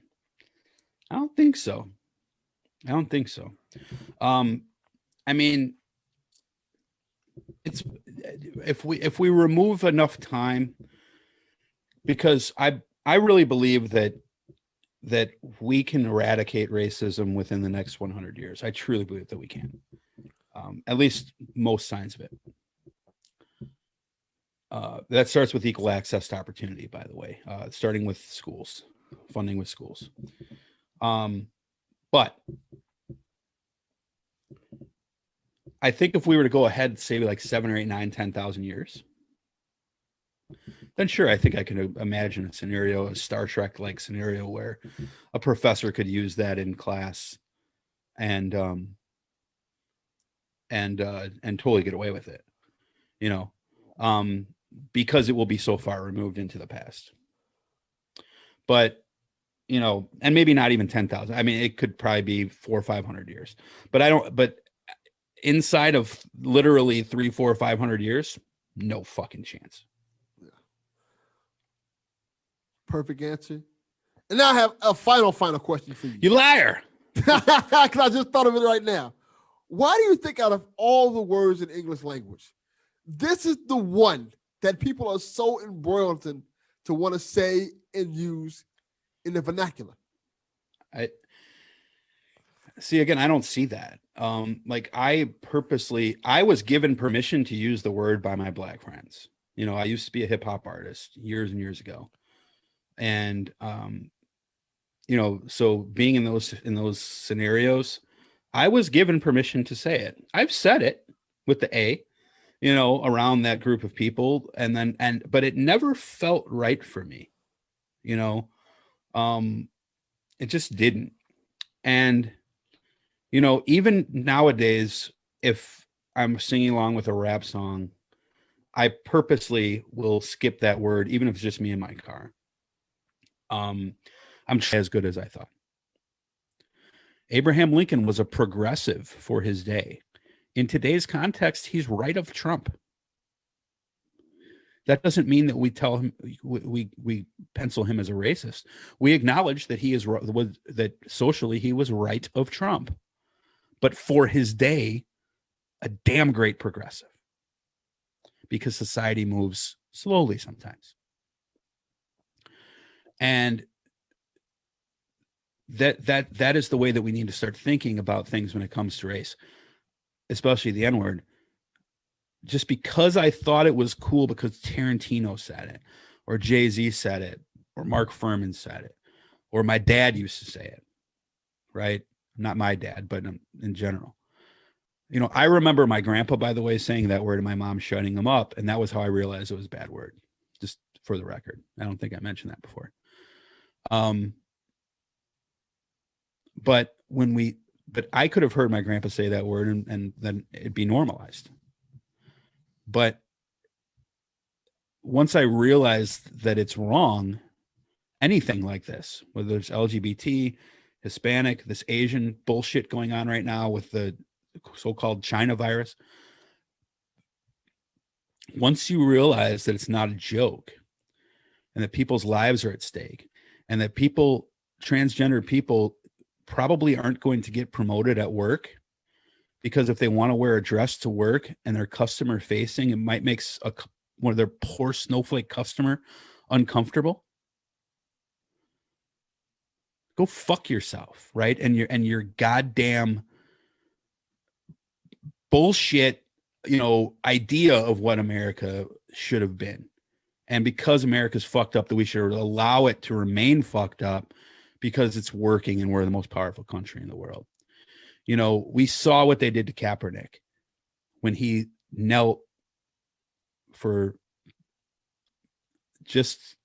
peace, just as a sign of mourning, like Nate Boyer, the Green Beret, asked him to do, kneel like they do when they hand over the flag to the Gold Star family who's lost their loved one in line of duty as a sign of mourning.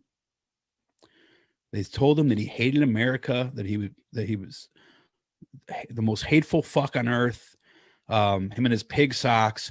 And then George Floyd happens and they all say, well, where's the peaceful protest? What was Kaepernick doing again? I refresh my memory. It's those types of people, why I bring up that analogy about the gay guy, because that is a resistance to change simply because they feel like resisting. Because it doesn't feel right to them, because they never realized, they never thought of what their parents were doing or grandparents were doing had racial undertones to it.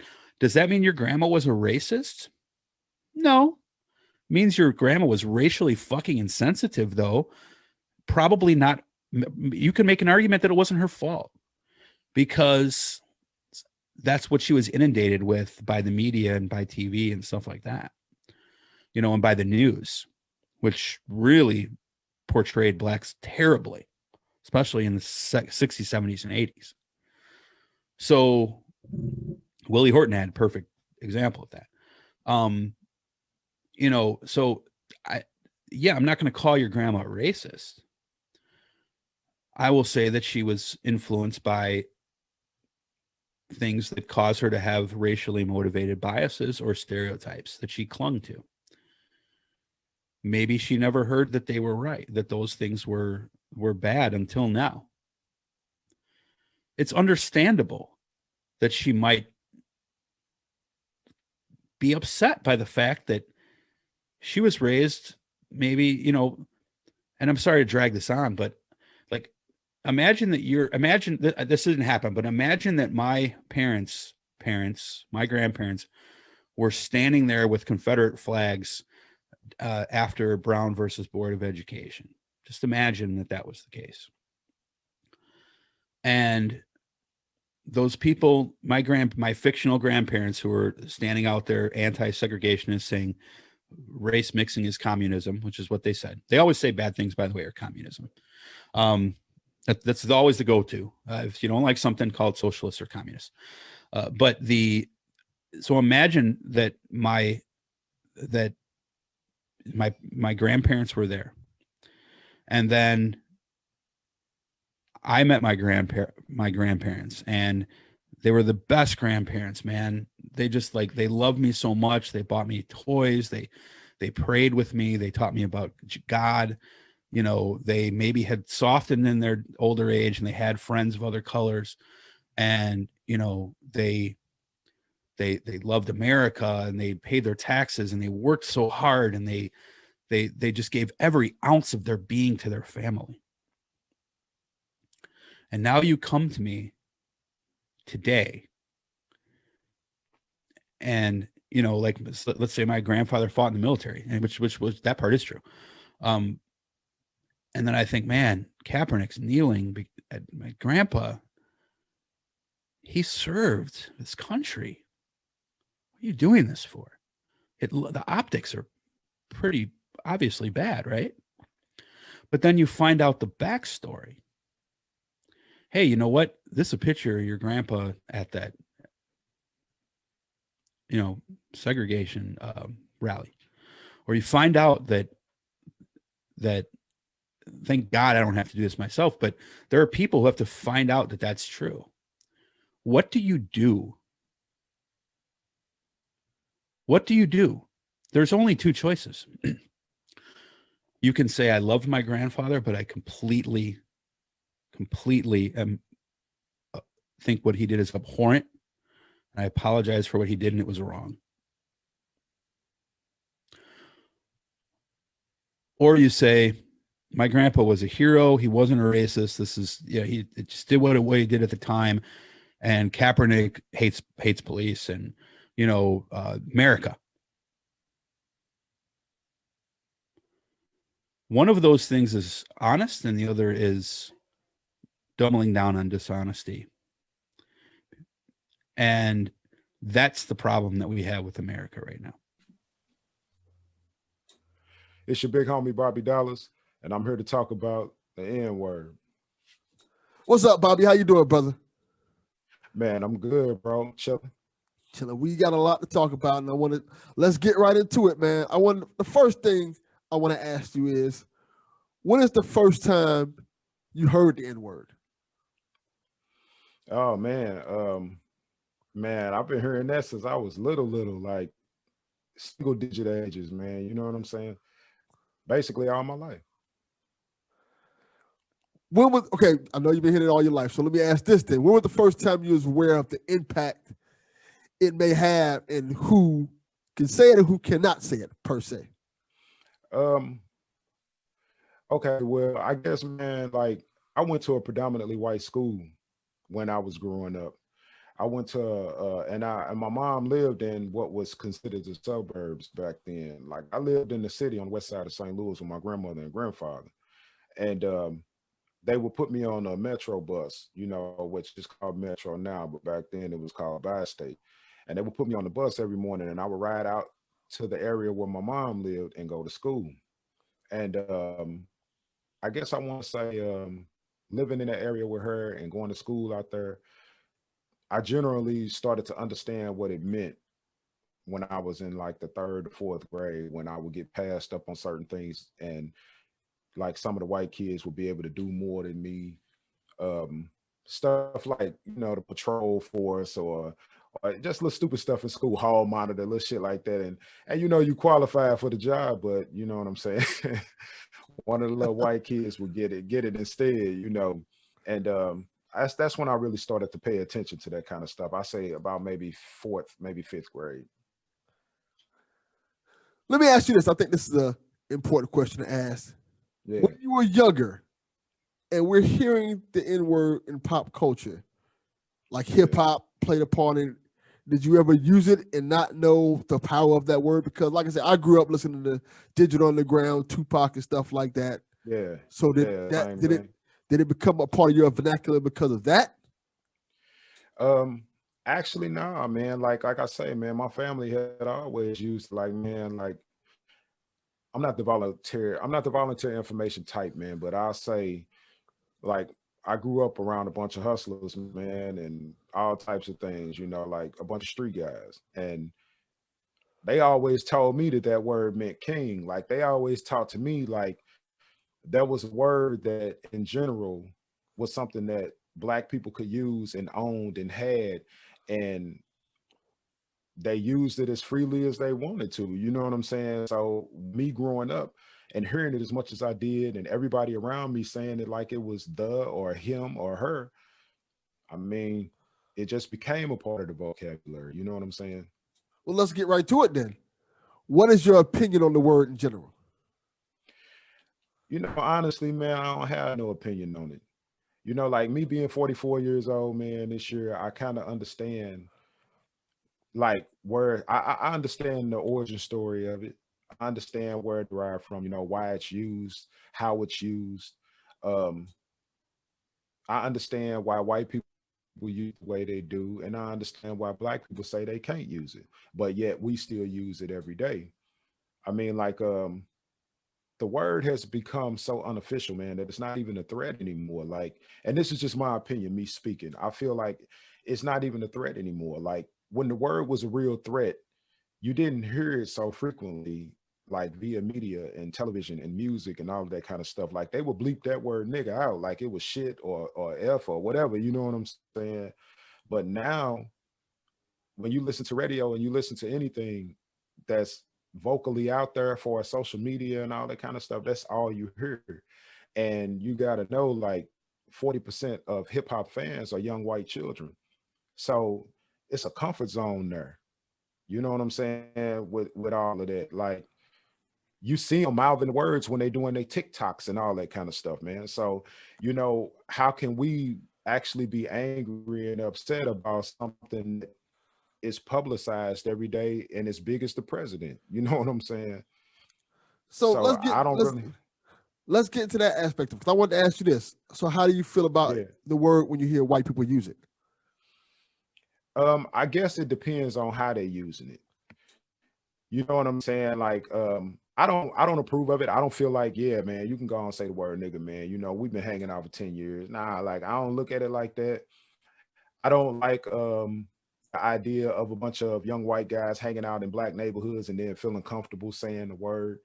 Um, I don't know, like me personally, I know that they do use it at times to try to get at you or to piss you off. And I think that's what it is. Like they know that's a trigger, man. It's a button that they can push and make you lose your job or get you arrested or, you know, anything that they know that they can win with that situation.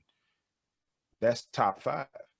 Spitting in your face, punching you, kicking you, saying something negative or bad about your family, and calling you a nigga. You know what I'm saying? And out of them five, once you finally jump like into it and you angry now, you frustrated, they know they push that button and they'll keep saying it. Yeah, nigger, you nigger, you nigger, you know, and then you just really just, oh nigga, I'm gonna kill you now, you know. and before and before you know it, man, you know, all the worst has happened to you all over a word. You know what I'm saying? So I don't know. I guess all in all, I say I don't think they should say it. I don't think they have a right to say it just because of our history. But at the same time, I don't think we can actually stop them. That's a good answer. Do you feel that media has played a part in the popularity of the word? You were talking about it just a second ago how hip hop is the world's most popular medium, and it's often using that word, and television kind of plays the word often. How do you think media in terms of entertainment has played a part into the popularity of the word? The media is the popularity of the word. You know what I'm saying? Because other than it being in the Webster dictionary stating that it's offensive to black people or an offensive meaning towards a black person, um, it only rile you up because you hear it so many times in the media. You know what I'm saying? It only excites you because you hear it so many times in the media. It only turns you on because of the way he or she said it in that song. You know, they said it real cool at this certain point in the movie, and that's why you remember that section of the movie so well. Like the media, like it is the resource for that word. Otherwise, if they stop reporting about it and stop talking about it and quit tripping off of it and quit, this white person said the N-word on CNN yesterday. If they quit doing that, black people will put that in the back of their mind and wouldn't even trip off of it. You know, I mean, like black folks will clutch the pearls when they heard it. If the media stopped talking about it, they'd be like, "Oh Lord, he can call me a nigga. I ain't heard that in years. What the hell?" You know what I'm saying? So I look at it like the media is the source, man. Like they are the ones. You know, Twitter, all of them. You get banned for calling somebody a fag on Twitter, but you don't get nothing for saying the word nigga. That's crazy, right? Yeah, it is. So let me ask this then. I think this is something interesting. I want to ask you about this as well. Do you think the N word has a place to be used in art in terms of like movies, TV shows? Should it just be used freely? Comedians is a big hot topic in terms of using the N word because you know certain comedians have used it and quote unquote got canceled for. Do you think does it have a place in comedy and in entertainment?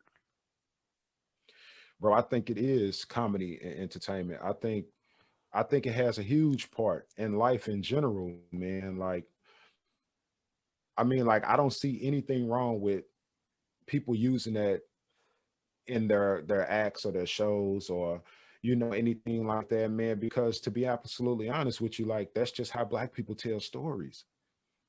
You know what I'm saying? Like, I don't. I guess that's the reason why my uncles and all of them used to tell me back in the day that when they used the word niggas, you know, coming up through the 70s and all that, they looked at it as a word for like king. Like they used it as a word of king. Like when you call another black person a nigga, the word was so powerful for them that it was like you was saying, "What's up, king?" You know what I'm saying? And it would be like, "What's up, nigga?" You know, and everybody would be okay with that because that was their word. You know what I'm saying? That was they owned that. That was their thing. But once it started, like you're saying, getting publicized with the media and all that kind of stuff, they made it bad. The white people started making it bad by saying they was the ones that started saying, "Oh, you can't say that. You can't say that." Like you show me one video from back in the 60s all the way up to the 80s where a black person got on live TV and said and literally said, "I condemn all white people to say the word nigga. You cannot say the word." Like, nah, the white people the ones that tell white people they can't say that. You know what I'm saying? And then before you know it, it just grew. But I think it's okay, man. If you want to use that in your stories and everything, if that's the way you talk, if that's how you was brought up, man, that's our culture, man. That's a part of what we are. So do it. Like your freedom is your freedom, man. That's like somebody saying you can't wear Nikes or you can't put on Jordans. You know what I'm saying? I have an interesting question specifically for you because you are a creator in terms of you make movies and things like that and art. Yeah. Yeah. How do you go about it when you use the word in your art and your movies? Is that something that you're thinking of consciously or subconsciously, or it's just I write what I write, I make what I want to make? Nah, I never would just say I write what I want and do. I would never say that because I have listeners, you know what I'm saying? I have followers, and everybody has their own mindset. You know what I'm saying? Everybody like what they like. Me personally, when I use that word in there, I don't use it out of context. I use it as a noun or a verb or adjective, or you know what I'm saying? I use it as a placement word. I don't use it as something that has a meaning. I don't use it as a name. Otherwise, I would call one of my characters Nigga Johnson or Nigga Smith. You know what I'm saying? Like I wouldn't I wouldn't literally put it in there like that, without saying to myself, this was just blatant context. This is just the way we were talking. This is how the conversation went. And like if we weren't recording and you and I were having a conversation and we laughing and having a good time, I'm sure either one of us, the word would slip. It's just so cultural. You know what I'm saying? A lot of people won't agree with that, but the truth is the truth, man. That's just the logical standpoint of it. One final question for you, brother. Okay. Have you ever been called the N-word by someone that's not black? And what was your response to that? Yeah, man. Of course, man. Look at me, bro. You think that? Yeah, absolutely, man. When I was young, I was heavy in the streets, man. You know what I'm saying? I did a lot of shit I ain't had no business. And at that point of my life, I was a real angry dude, man. Dad wasn't around, he's locked up. See, I was finna say it then. I would say dad wasn't around, this nigga locked up. You know what I'm saying? Like, it's the context, bro. It's the context. But either way, it was just that, man. Like, I had been called that growing up out in Maplewood, Richmond Heights here in St. Louis, Missouri. I got got hands put on by a couple officers out in the area, and they used the word as derogatorily as they could. I'll say I've been put in situations to where that word was a feeder. You know what I'm saying? To where it made you want to be aggressive and all of that. But I'll say at this day and age right now, man, 2020, 2021, it don't bother me as much. You know what I'm saying? Like, if a white person came up to me right now, I'd be like, you nigger, I'd be like, damn, you big man, huh? Damn. Like I wouldn't be so upset because everybody I'm finding out in life is a character, man. Everybody got a role to play. You know what I'm saying? And some of these folks, man, especially the white ones, they try to carry on into a role that was given to them by people that didn't even know what they was doing. So that's one of those things where you inherit the hate and the ignorance from your parents and from their parents. And they probably sit at home and be like, I don't even know why I call black people niggers, but my mom did. So, shit, I mean, that's the right thing, I think. Like they just, you know what I'm saying, man? Like that's most of the time, that's how a lot of that go, bro. Like a lot of them love Donald Trump and want to be with Trump because they moms and dad do. They don't even know nothing about that dude. You know what I'm saying? And don't even care to find out. So, that's just the way it is with me, bro. I have been called it. It bothered me at times when I was young. I probably would have fought. I probably would have got locked up for people saying certain things. But now at this age, it don't really bother me. Not unless you really going, like you really going at it, like you really trying to push them buttons, like you want that response, then maybe, I might jump in with you. But otherwise, nah, it really don't bother me now. Great. Let them know where to find your stuff at, Bobby. Man, I'm on Twitter, bro, Instagram, the Bobby Dollar Show. You can go to my website, BobbyDollarShow.com. Check me out, Triple OG Stories. You can email me, BobbyDollars@BobbyDollarShow.com. Anything you need, man, I'm here. Holla at your boy, big homie. Let's have a conversation about the N-word. It's a fun topic, in my opinion, because it's one of the most emotionally charged words I've ever encountered in my entire life. I'm 34 years old. I've heard a lot of words. I've seen a lot of situations unfold. And I can tell you, there aren't very many other ones that can incite just a flood of emotions. One little word can literally ignite a fucking cannon in the wrong situations. Or it could save your life in some. You never know.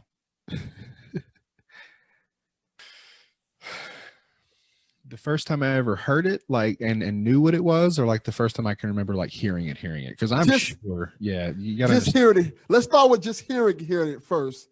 Then we'll move on to hearing it and being aware of the emphasis of it. You probably can answer both of those in one sentence, honestly. Well, I think there might have been a little bit of a gap there because, okay, so as a young child, I would go to like hunting, deer camp and stuff, which I was always around like my uncles and all the other grown-ups and stuff. I would just kind of be in the mingle. Sometimes you go play cards and stuff at night where everybody's like winding down and all this stuff. And I'm pretty sure that would have been the first place I would have heard it. I think the first time I ever heard it and knew about it, like, was probably like I saw Richard Pryor live on Sunset Strip when I was, I don't know, maybe 10, somewhere around there. Like I was not a little kid, but old enough tonight to understand a few things. And it was really funny because I learned some other interesting things about my life then, because I was learning about jerking off and stuff too. And he has a lot of jokes in there about that. You remember when you was little and you would sit in the bathtub and you hold your dick with 2 fingers? He's like, I was in the tub fiddling with my dick, and one day I was like, hey, I'm onto something here. I don't think Dad knows about this. Just jiggling his little dick. But there's a segment in there, and I didn't know any shit about Richard Pryor at that time. I hadn't really seen like Eddie Murphy or anything yet. And he talked about going to Africa. I don't know if you remember, if you've seen that stand-up special. I mean, it's on Yes, I have video. And he apparently he, you know, had made several albums at that point and leaned on it heavy. I didn't know that. Yes, very much so. But he goes in depth about an experience he had when he went to Africa, to the motherland. And, you know, he says, I think he's like, I don't know if he said he had like an interaction with God in a sense or something. He had like an emotional awakening moment. He talks about on stage, and he says, it's like a voice came to me and said, look at all these beautiful black people and all this stuff. And he was like, you know, this, that, and the other. And he says, do you see any niggers here? And he was like, no. And he said, that's because there aren't any. And that was, he said, and it was a moment I wept on stage, you know, and it was crazy to me. And I was like, well, I wonder what's up with that. Because up until then, I had only heard it a few places, you know, and I think that was the first time I realized that, okay, there might be something to this. Like, this might be a word that I'm not necessarily supposed to be throwing around lightly, because apparently it can, you know, get people going. So let me ask. So in high school, like I'm not going to lie to you, man. I went through a phase where, you know, all the kids were buying the like the Rebel Flag t-shirts and stuff like that. And it was always interesting to me because a lot of those guys, you know, kind of hung with themselves. I was more of like a chameleon. I didn't necessarily stick to one particular group of people. I'm able to blend with a lot of folks.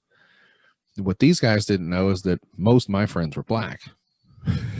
Like as a kid, it's, you know, my first few friends I can think of, like, it's funny when somebody says, well, I've got black friends. Like, I have mostly black friends, or have had. Unfortunately, I don't have a lot of friends now because I'm a grown up and, you know, I have a full-time job and a dad. But yeah, man, my oldest friend, Papa Wright, he's been on my show. I've known that man for 27, like so long that at this point, like, he's like a brother to me, legit. And it's like, we've had many conversations about it because he grew up as a black kid here with 2 white parents. So I can't imagine all the shit he had to deal with. He was like a, you know, well, he's a special guy too. Like he really kind of blended too. And I think he helped me a lot along the way. That red-blooded Americans, all be them white, black, Latino, Asian, whatever. If you're born here and you have relatives that grew up here or born here, you are indoctrinated with this idea that you live in America and you should be able to say whatever the fuck you want. And that's just the way it is. Like, that's American privilege, baby. Now, I understand some people don't get to exercise it as much as others. That's fair. But at the end of the day, to be told that you can't do something in most cases makes you want to do that thing. I feel that. That's why I probably say it on podcasts like a fucking idiot. But at the same time, like sometimes it's the right word for the situation. Well, clarify what you mean by saying on a podcast, because I don't want people thinking that you're just saying the N word just to say it. You know what I mean? No. If I've ever said the N word, listen, I've said it more times on my show than yours, for sure, than you have on yours. That's not something to brag about. It just is what it is. Most of the time it's in context. If I'm telling a story or if I'm singing a rap song, like that's typically where they get thrown around. And if for some reason it's just like the thing, like what you're supposed to say there, I've said it. I'm not going to sit here and lie to you people. And by you people, I mean listeners. But here's the thing. And I can say this honestly, man, as a grown man, I felt a lot of emotions in my life. I've been, like I said, a lot of circumstances. I've met a lot of different kinds of people. I can tell you, I have never one time in my life looked at a black person and said the word nigger disrespectfully, like thrown it, used that word. To me, it's like I said, once you cross that line, you're there. So it's almost like calling your wife a cunt. You know what I'm saying? Like there's a certain level to that word. And I think most white people, to be completely honest, get too comfortable with their black friends and decide one day just to whip it out. And I mean, it's you're rolling the dice, man. It really kind of depends. I wouldn't get, carried away per se, but I also would say like you need to have a little respect for them. Like understand you can't do that in public. My buddy and I, he calls me more than I do to him, but respectfully in public, we don't do that because I know better and because I don't want to make him feel kind of weird, for having, that because it is such a big word, like people hear it and other people are drawn to it. Like you don't want to cause him any extra attention either. So just don't. Okay. I think sometimes some people can get away with it. And I feel like if you, like a comedian, typically, I don't know anybody that opens with that except me, but I'm not a comedian. I don't know if you could start, but if you could build your character through the thing, I've seen a few people do it. Ralphie May's done it a couple times. Ralphie May's a lovable fucking guy. And if he waits till halfway through just to get into that, which is he probably does on purpose, then that's, so be it. But nobody ever got mad because the guy was telling the truth, So let me ask this then. Let's get back to what I was talking about earlier with this. Do you think the N-word has a place in art in terms of comedy, movies? Should they be using it? Not are they using it? Should they be using it? Like, should Tarantino be allowed to just make these movies that use the N-word and it just slates by comedians be allowed to do this comedy skits with the N-word very much into them? Yes. You already know my answer, Delvin. And I get it that we're doing a thing. I think I think if nothing else, it belongs in art. Because art is a reflection of society, man. Life imitates art or art imitates life. However the fuck it goes. I think that it is necessary in some cases to have that kind of emotion behind what you're doing, whether it's good or bad, pleasure or pain.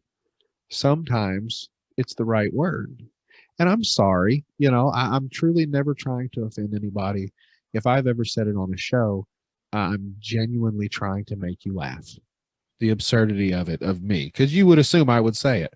I don't say it a lot in general. I don't, it's just not how I roll, man. I love all people, and I think that all people are the same. We're all a little bit shitty. We all put our fucking pants on one leg at a time, unless you only have one leg. Then you're putting on a pant, I guess. I don't know. Man, being white and from Arkansas and living in, the sticks and trailer parks. And that's where I grew up. I grew up in a trailer park just on the outside of town here. And it's weird to me that like, okay, so we can actually get into this. This might help me out here because I'm digging a hole. I think that being a true racist, okay, a white supremacist is what I would refer to it as in my mind. What a racist person is. It's somebody who has a superiority complex. It's somebody who thinks that they're better than you, that thinks that they deserve more than you, or that you're lesser of a person for whatever reason. You're black, you're fucking dumb, you're deaf, you know, you're Pentecostal or you're not Pentecostal. I don't know, whatever their thing is. But I've met those kind of people in my life. Then it's not just racist people, it's people that are legit think that they're better than other people. And I don't have that feeling in my body. Like maybe homeless people. I kind of shit on bums, and I'll give you that because I am better than a homeless person, because I used to be homeless a couple of times and now I have a house and a wife and a family. So I'm better than you cunt. But I don't ever like evaluate somebody at face value and just assume that they're fucking, you know, worse than me. Like I deserve something more. I've always had a problem with that. So I think that's why I don't think I've ever actually said something and like racist to anybody, because I don't have that. Like it's not in my heart, but I've heard people that have it and it's in there real deep. Like real racism is quiet. That's what I've learned. You know what I'm saying? Like people talk loud and talk shit. Maybe they want to get into a fight. Maybe they want to get some attention. So they'll spout the N-word in the middle of a fucking gas station just to get attention. You might get cracked in the eye with a hard iced tea, but hey man, you rolled the dice. Real racism is a motherfucker that sits behind a desk and looks through job applications and sees a job application that says Jamal Jenkins and looks at one that says Sean Smith, and then he take the Sean with the SEA in because it was a W. He probably pushed that one to the side too, and then he just takes him and pushes him aside for, you know, Ben Johnson or whatever the fuck. That's real racism, and that's around. It's still here, but I don't think that most people that are willing to throw, you know, words around like that are looking for that particular thing. I think you're fighting the wrong battle in a sense. That whole Bubba Wallace thing where they were like hanging nooses on the fucking shop doors and shit. Yes. That bothered me because I think that was just a bunch of white people being assholes is what I think. I think that was what it was too. And you can say whatever, and they fucking did the whole shebang and all that, and I don't think that he overreacted, man. I think that NASCAR is a white people sport, and he is a black man in a white people sport, and maybe he's not great, but you know, there's a certain point where it's like, I mean, he's the only black driver here. Do you have to be a cunt? Yeah. Just fucking check your shit, man. It shouldn't be amazing that he's here. You get that? That's why fucking you shouldn't fuck with him like that. I think you hit it right on the head, and I think that was the point people were trying to say back then. Like, even I don't think it deserved an FBI investigation per se. Don't investigate as to who or why somebody tied a fucking noose into the rope attached to the door. Sit down and wonder why there's never been other black NASCAR drivers. Yes. Driving cars is fun. Like, I don't like to do it, but I know a lot of black people that drive fast as fuck. Like, there's no reason they wouldn't want to drive 220 miles per hour. It's not because they can't. Yeah.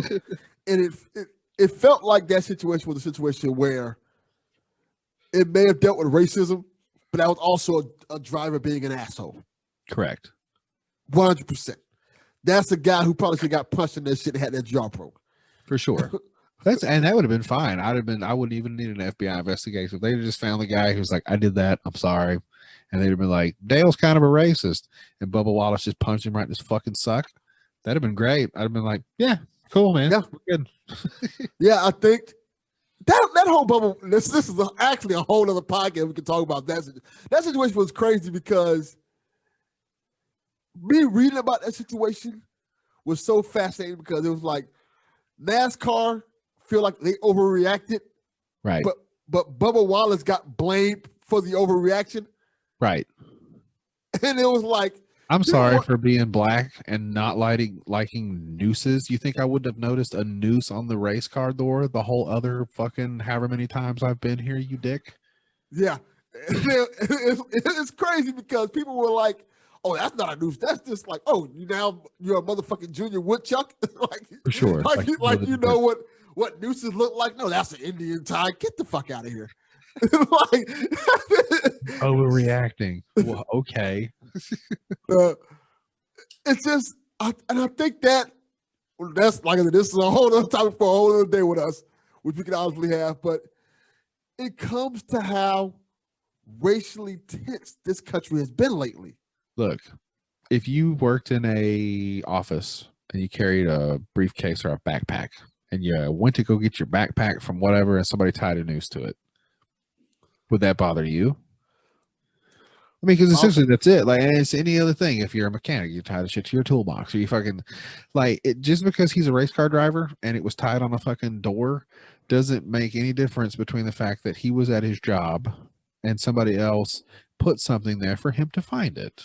Yeah, you hit it right on the head. I think that is a big aspect. Like, it's just crazy to think that you get fucked with at your job like that. And nobody else pulled the knot. I would have at least done that, Delvin. If I would have seen this shit and just known that somebody was being that kind of a cunt, I probably would have pulled the knot out and then tried to figure out who the fuck did it. Yeah. You know, a noose is a funny thing. If there's nothing in it, you can just pull it right through. It'll come right out, guys. Just future reference. If you want to save anybody's life, that's how you do it. Not while they're in there, though. Can't do it that way. Yeah, definitely don't do it that way when they're in there. But it's just crazy that,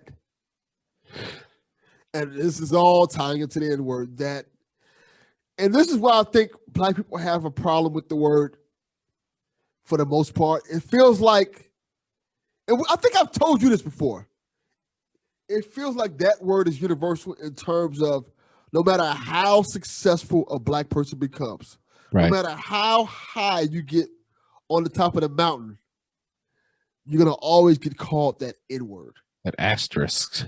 Yes. It's like whether you're Michael Jordan, Jay-Z, yeah, any big Black celebrity you want to think of, a Black entrepreneur you want to think of, asterisk. They can knock you down a peg. No matter who it is, whether it's a white trailer park trash, homeless person can knock you down a peg just by saying that word. Black. Or that. Any of it. Like that's fucked up. I think that's what plays a big part into that word, why it has so much power over us. Man, I wish there was a word. I really do. You know, like it's something the equivalent. That'd make it much, much more better. At least fair. Yeah, I agree.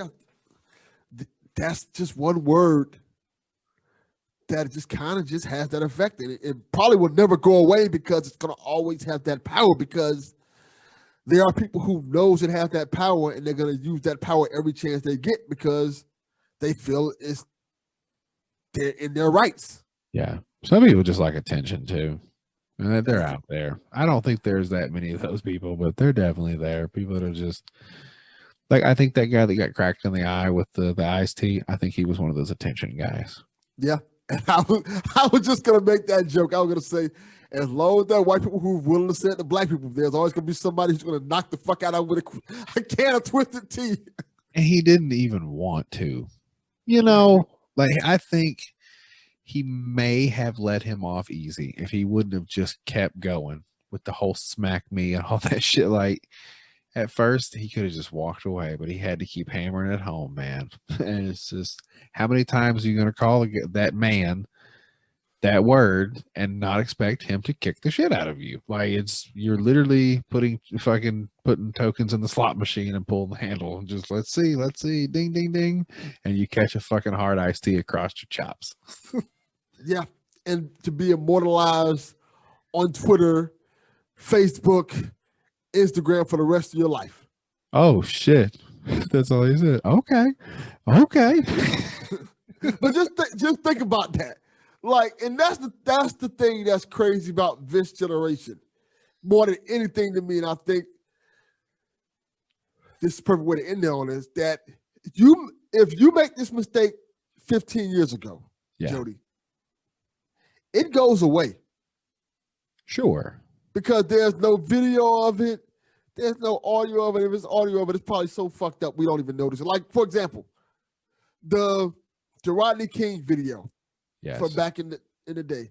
If you see it now, it is blurry as hell. for sure. Yeah, it doesn't compare to some of the other shit that they got now. Exactly. Seeing the George Floyd video compared to that Rodney King video is a stark difference because the George Floyd video is in fucking 4K. Yeah.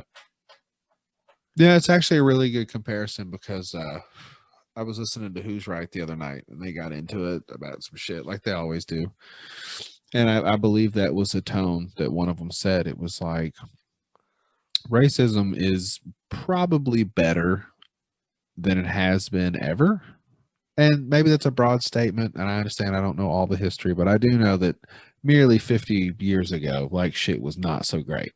So I think that overall we're moving in the right direction. The thing is now everybody does have cell phones and video capabilities and audio stuff, and it's just way easier to see it. So when it's more in your face, then you acknowledge it, sure. But you have to remember that one thing that you see doesn't represent everything. That would be as silly as assuming that all black people are the N-words. You know, it's like you can't just see a video once and be like, well, that's how that goes now. Because now we have more exposure and we're able to see all these different things. I think the most important thing when it comes to us having the more exposure, and this sounds crazy, not does necessarily sound crazy. Like I think but it happens less now because the threat of exposure is there. I'm not saying it doesn't happen. I'm just saying it has to be way less. Like how many gay people are getting drugged behind fucking pickup trucks now? You know what I'm saying? Like all of it. Like it has to be better now than it was. Just for fear of simply ring doorbells and fucking, you know, closed circuit security cameras and cell phones. You're gonna get caught doing whatever shit you're doing. Yeah, I think this generation kind of shows that, hey, if you're doing something, you're gonna get caught. And now I think the best / worst thing about this generation is that people aren't scared of getting caught. They're scared of getting caught and ridiculed for it. Right. The repercussions, if you will. The repercussions of it. Like back in the day, if somebody did something fucked up, it wasn't no video of it, so they didn't really care about it. But now, since it's in 4K and everybody can see you're fucked up, and then you have 100,000 people telling you you're a piece of shit, that's kind of different. Man, when the cell phones come out, though, you have to know to shut the fuck up. Like some of them, that's why I don't feel bad for them, because they keep going. Like that bitch in the park with that whole dog thing. I'll fight you tooth and nail, dude. Like I've had people come at me. Fuck that woman. She knew what she was doing. She was breaking rules. Shouldn't have been walking your fucking dog over there. It was posted. The guy had treats to give that fucking dog. Okay. So he went there with a plan. Maybe his plan was not to be dealing with fucking dogs. Maybe he was a mailman. I don't know. People carry treats. Yeah.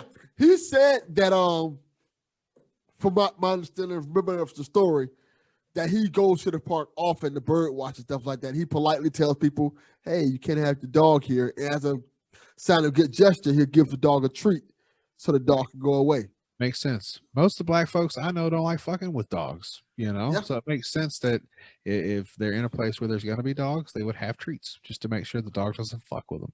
So that whole video, dude, I went toe to toe with a few people on this because they're like, what do you expect her to do? She's another person that went to a racism training class or whatever the fuck it was. And I was like, oh, okay. So it's a 12-step program for fucking white privilege where she just learns that she can't. Her body language, Delvin, like I have it as it saved as a GIF. Like when he had approached her and said, take your dog out of here. And she's like, oh, it's just no problem, blah, blah, blah, whatever.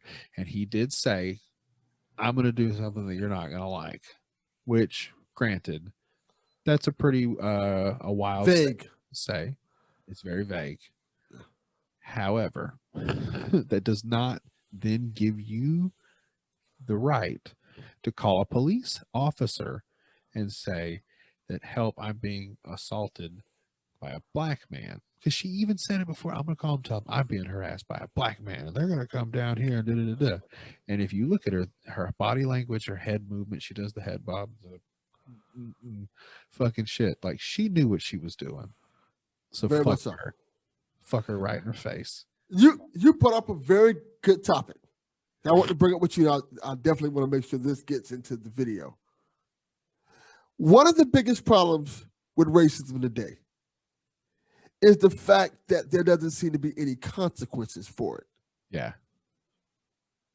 She lost her dog for like a day or two, and then they gave it back. Yes. And I then think she got in trouble, and then now she had to take a course. I think Papa John had to take one too. He's been taking don't say the N-word classes or whatever. I think that's one of the biggest problems, that there are no consequences to racism almost, in terms of, okay, yeah, worst case scenario, you get your ass beat. I like street justice, man. That's a pretty good consequence for me, I guess. That's worst case scenario. You get your ass beat, you live to fight another day. Best case scenario, you say something racist, you do something racist that can affect somebody's life in a way that is almost irreversible. Yeah. You take a 20-hour anti-racist course and you're done. I think you should be forced to let like a black dude impregnate your daughter or something. Like you should just be forced into it. It is kind of funny how that works. It's most of the racial stuff, even in my family that I saw, a lot of that tension got broke down when their kids got older and started banging black guys. We ended up with a very mixed, diverse family. I have Latino people, I have black people, I have Asian people. And that shit, now that you mentioned it, like a couple of my family members got like mail order brides and shit. Like shit's got wild around here, dude. Like I think that eventually we're gonna become future people. And I like that because I don't think it was so good before. I think a lot of my family has come around. Like you can't be that way, man. You just can't. I think you kind of touched on it. That's the perfect way to end this. That the best way to beat racism is diversity. Yeah, learn. And if it comes from everybody commingling together, fucking, making kids, and people, racist white people fall in love with their beautiful mixed black kids or / Asian white Latino kids. With it, mix it up, dude. Sometimes that's what it takes. Did we just figure it out? So let's see. We take away the power by saying people can just say the N-word now. That's just it. Like, just say it. Whatever, fine. I don't fucking care anymore. But I get to have sex with your kids and make more kids. That's a pretty good trade-off. You know? Yeah, We illegal can solve kids racism. at that. Yes. Legally aged kids. Let's clarify that.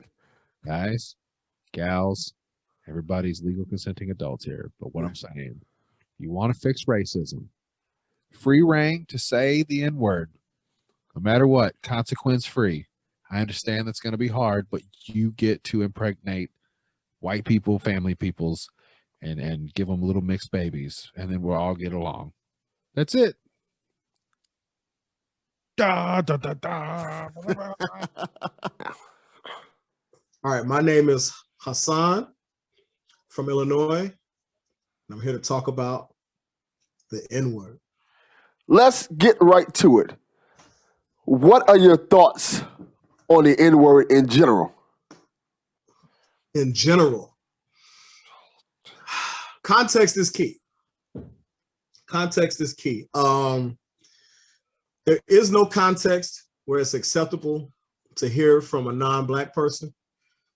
The closest context that might work is a Latino Hispanic person, but a lot of times they mean it the same way that racist white people mean it. So context is key. There are times when I cringe when I hear Black people use it, you know, depending upon the context, meaning who are we around? Are we around people who maybe shouldn't be hearing us use that type of language with each other because they're going to take it and go left with it? Are we around kids? You know, because kids don't understand context as much as we do. So those are things to consider. Most of the time when I've heard the N-word from non-Black people, it's usually followed closely by further verbal abuse or physical aggression.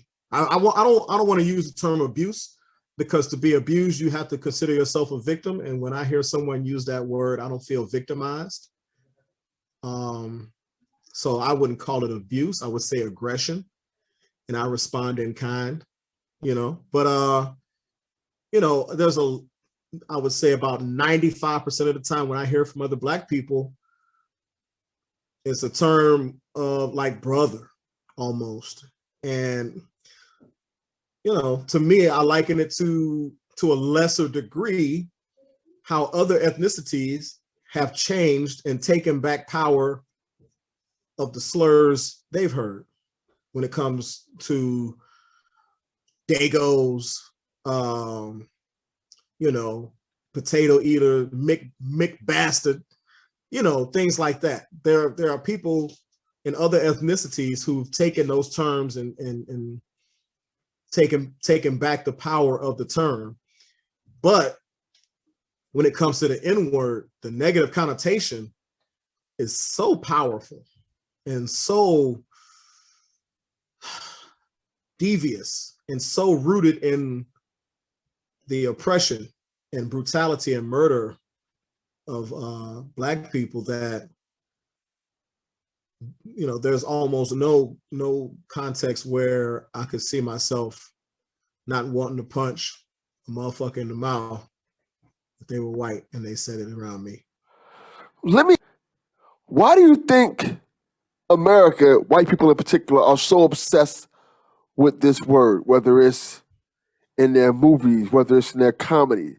There's always a thing where they want to kind of use that word and not only use it, but get permission to use the word. Right. Well, it goes back to entitlement. It goes back to, for lack of a better term, being so spoiled, so jaded. A lot of people won't admit this. A lot of people will immediately go into their struggles in life. But when you have a group of people who have been systematically considered, thought of, taken into account when it comes to any and everything in this country, especially in this country, I would say, they feel like, who are you to tell me I can't say this word? You know what I mean? It's one of those things where, it's always got to be about them and what they're so used to having, which is a lot of times their way, even well-meaning white people, and that's due to conditioning. You think about it. There's a group of people in this country, especially, who have been conditioned that they are the end-all be-all of existence. That everything good has come from their culture. That manifest destiny, whatever they want, they should have. I mean, that's basically what manifest destiny is. I think I should have it, so I'm about to manifest this destiny. I'm going to take this land by all means. I'm going to take these people by all means. Think about it. You think about the history there. You think about the conditioning on all forms of media that paint the white person as heroic, altruistic, bearing no faults. So if you've been conditioned that way, directly or indirectly, then you feel like, hey, I'm a good person. I should be able to have good people get what they want, and this is what I want. And in some ways, Like when you hear, like you see a video of a softball team or a baseball team or a football team that's all white and they're singing a rap song with the N-word in it. When they sing every lyric as it normally sounds, but when they get to that N-word, there's always just that extra on it because, you know, they know it's taboo. They know somewhere deep in their psyche that you probably shouldn't be saying this. But sometimes it feels good to be bad and do things like you think you're getting away with. And also, there's a conditioning aspect there of they say it, so why can't we say it? Because anything they've had, we've had. You know what I mean? Anything they've had, we've had. So who are they to tell us what we can't have? Who are you to tell me what I can't have? A good, altruistic, benevolent white person. Well, privilege is privilege. And, you know, before we even talk about privilege, I think that we need to define privilege. Yes. And the two biggest foundations of privilege is the assumption, of innocence and access to opportunity. Okay, so when we talk about privilege, we're not talking about somebody walking up to you and handing you a check. We're not talking about necessarily people walking up to you and handing you a job, even though that happens. And in a third tent pole in the tent of privilege, you know, is the privilege of not ever necessarily having to worry about a space that you might be in for the most part because of the color of your skin. You know, you'd be hard pressed to find a white person who, you know, is going to a bar they've never been before and they go, I wonder how this is going to go when I walk in. You know what I'm saying? So that's a very good point. You know what I'm saying? You think about that. You know, I can have fun anywhere I'm at, but somewhere in my mind, I'm thinking, what's going to happen when I walk in? And even if I'm initially well received, who's going to be the asshole? You know, who's going to be the one giving the dirty looks or saying certain things or whatever, or wanting to start some shit? You know, that condescending start shit, you know, oh, this is a good song, you should dance. The fuck out of here, man. Anyway, let's go back to the N-word. I think privilege plays a big role in it, you know, because once again, we go back to conditioning. You know, when you're a privileged person in this world, you don't think that there are things you can't have. You know, when you're a privileged person in this country, what the world is your oyster. And for sure, anything in America, anything of America is yours to have and enjoy and use with impunity. And being that the word, I guess specifically in this context, the Americanized word, N-word, was created by whites. Now, you want to take it back, you know, kings and queens in Africa were called Negus in Africa, Negus. That's a little history I might not know. But, you know, we're going to go and see the Negus. In Africa, that meant we're going to see the king, or we're going to see the wisest person in this kingdom, you know? And once again, it was corrupted, it was turned, you know? So the American, I want to be very specific about that, the Americanized term, the N-word, was created, you know, and corrupted and co-opted, like many things are co-opted still to this day, terms, phrases, images, etc., was co-opted and made to be what it is or what it was And of course, there's going to be a backlash when those people that you target drain the power out of it and use it for their own empowerment in a way. Never ignorant, getting goals accomplished, as Tupac famously said. You know, to take it, and you know what? We're going to take this term that you used to hurt us and offend us, and often as a foreshadowing or a precursor to some sort of aggression or violence. We're going to take that term and take it back, and we're going to use it ourselves to embrace each other, to support each other, you know, to empower each other. You know, there's something in we took soul food, we took the leavings, we took the rancid leavings that were given, and we learned how to season. We learned how to cook it. We learned how to barbecue. Motherfuckers didn't know how to barbecue. We invented that. You know what I'm saying? We invented how to use seasonings in food. You know why? Because we had to, because we ate it like it was, it would have turned our stomachs and made us sick.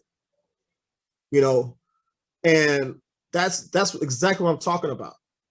And nowadays, there's a dwindling number of Black people that subsist them, you know, gain sustenance on a regular soul food diet.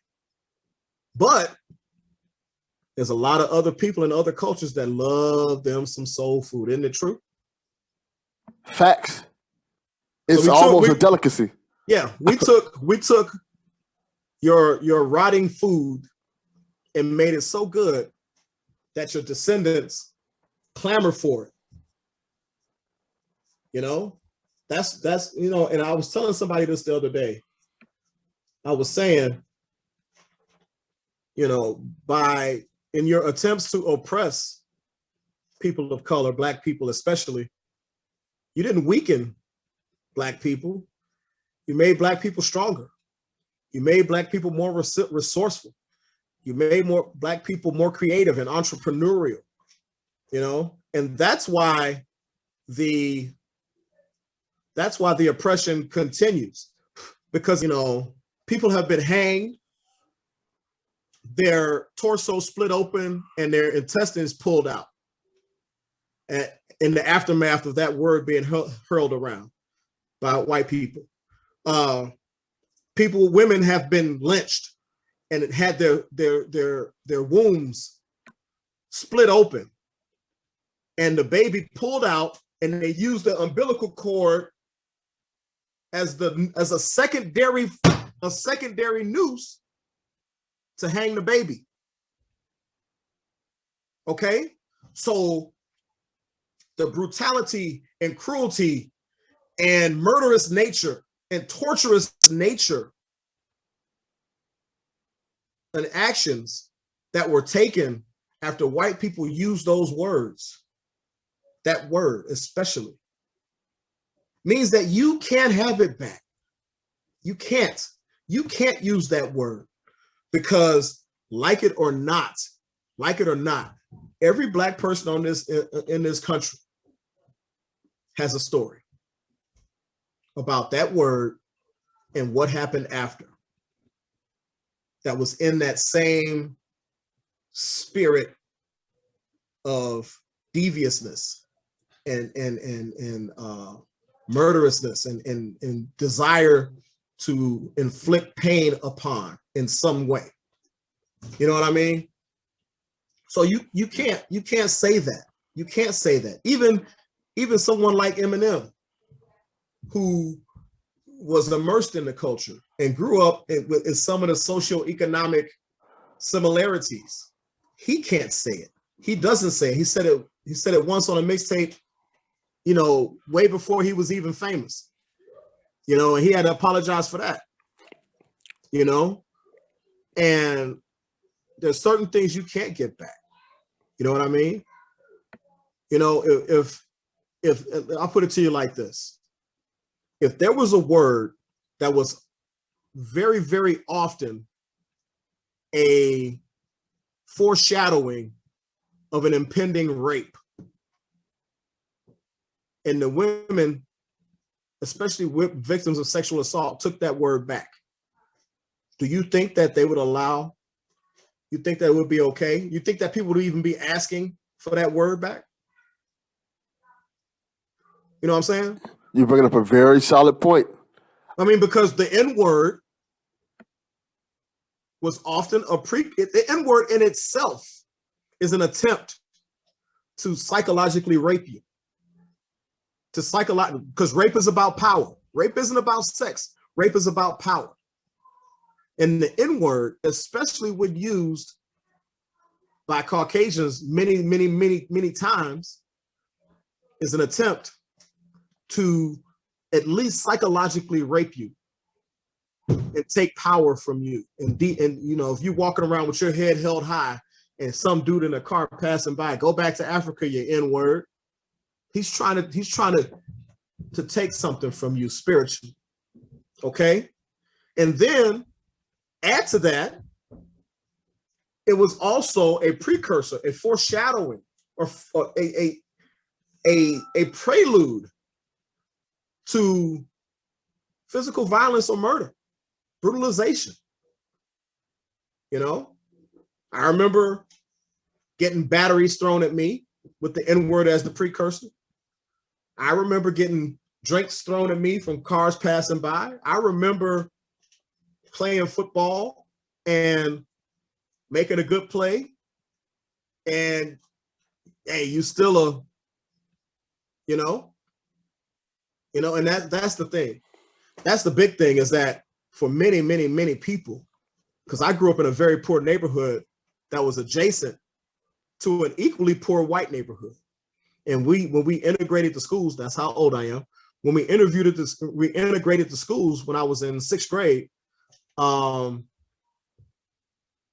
you know, I'd be like, hey, dude, I saw you at the same place getting food as me at the same store.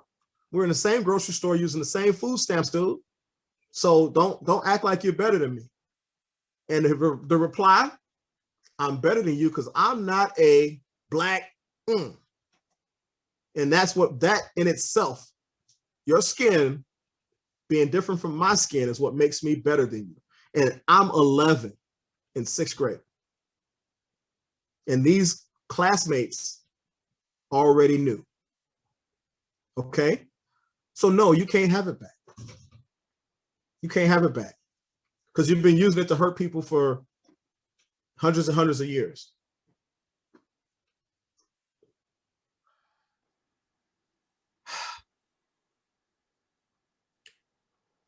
I think Tarantino is a double-edged sword.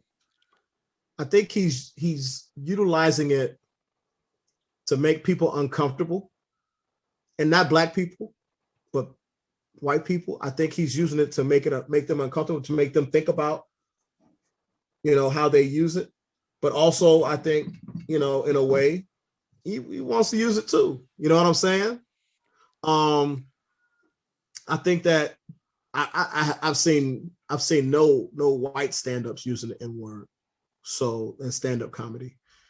But I've seen it in other what, you know, what bothered me about Pulp Fiction, as a quick aside, what bothered me about Pulp Fiction was the use of the term without a strong character like Jules saying, you got one more time to say that. You know what I mean? Even, I know you're doing me a favor by helping me, you know, scoop up this mug's brains and hide this car and stuff, but you got one more time to say that. You know what I mean?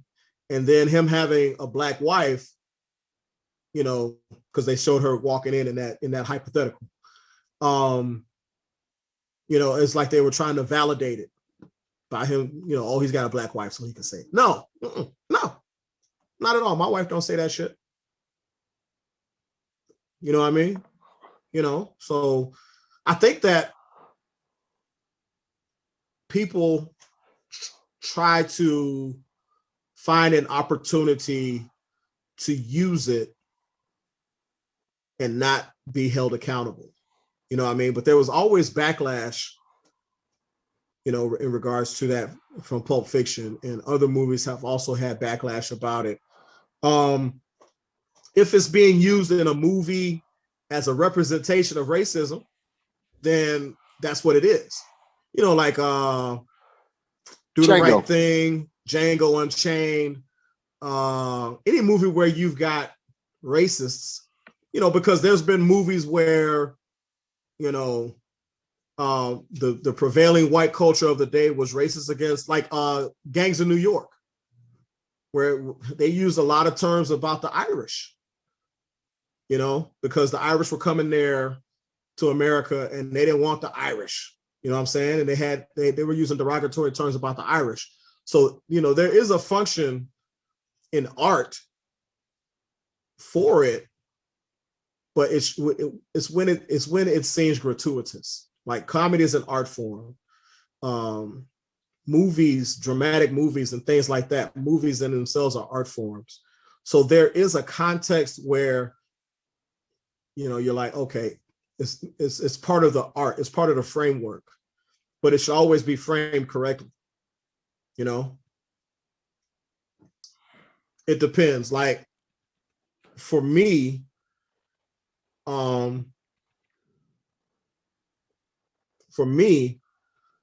I heard it more outside of the house than I did inside the house. You know, my family, that wasn't a term we threw around the house. You know what I mean? My extended family, that just wasn't a term that we threw around the house. And even among my friend groups, when I was outside of the house, it wasn't a term that we threw around because a lot of our households were the same way. It wasn't something that was thrown around in the house, so you don't use it outside the house. And I think that in my time growing up, my formative years, as they would say, I heard it more from non-Black people, you know, in that derogatory way than I ever did from Black people in a derogatory or non-derogatory way, you know? And I think that it's intertwined with culture as a subset, maybe, because you think about hip hop. When hip hop first came out, it wasn't a part of the lexicon of rap music. You know, you think about The Message, you think about Rapper's Delight, you think about, you know, Nobody Beats the Biz and things like that. Guess what? You didn't hear it. It really gained traction, I feel, in the advent of gangster rap. And that's a whole rabbit hole you can go down as far as gangster rap being used as a tool to mollify the Black Power movement that was having a resurgence when you got people like X-Clan and Public Enemy and Up Paris and other rappers that were speaking about Black empowerment. You know, then came rap music, and I've read I've listened to some documentaries, and I have you know, listened to some interviews and things that we would need another hour to go through. Yeah, that's a whole nother podcast that we got to do now.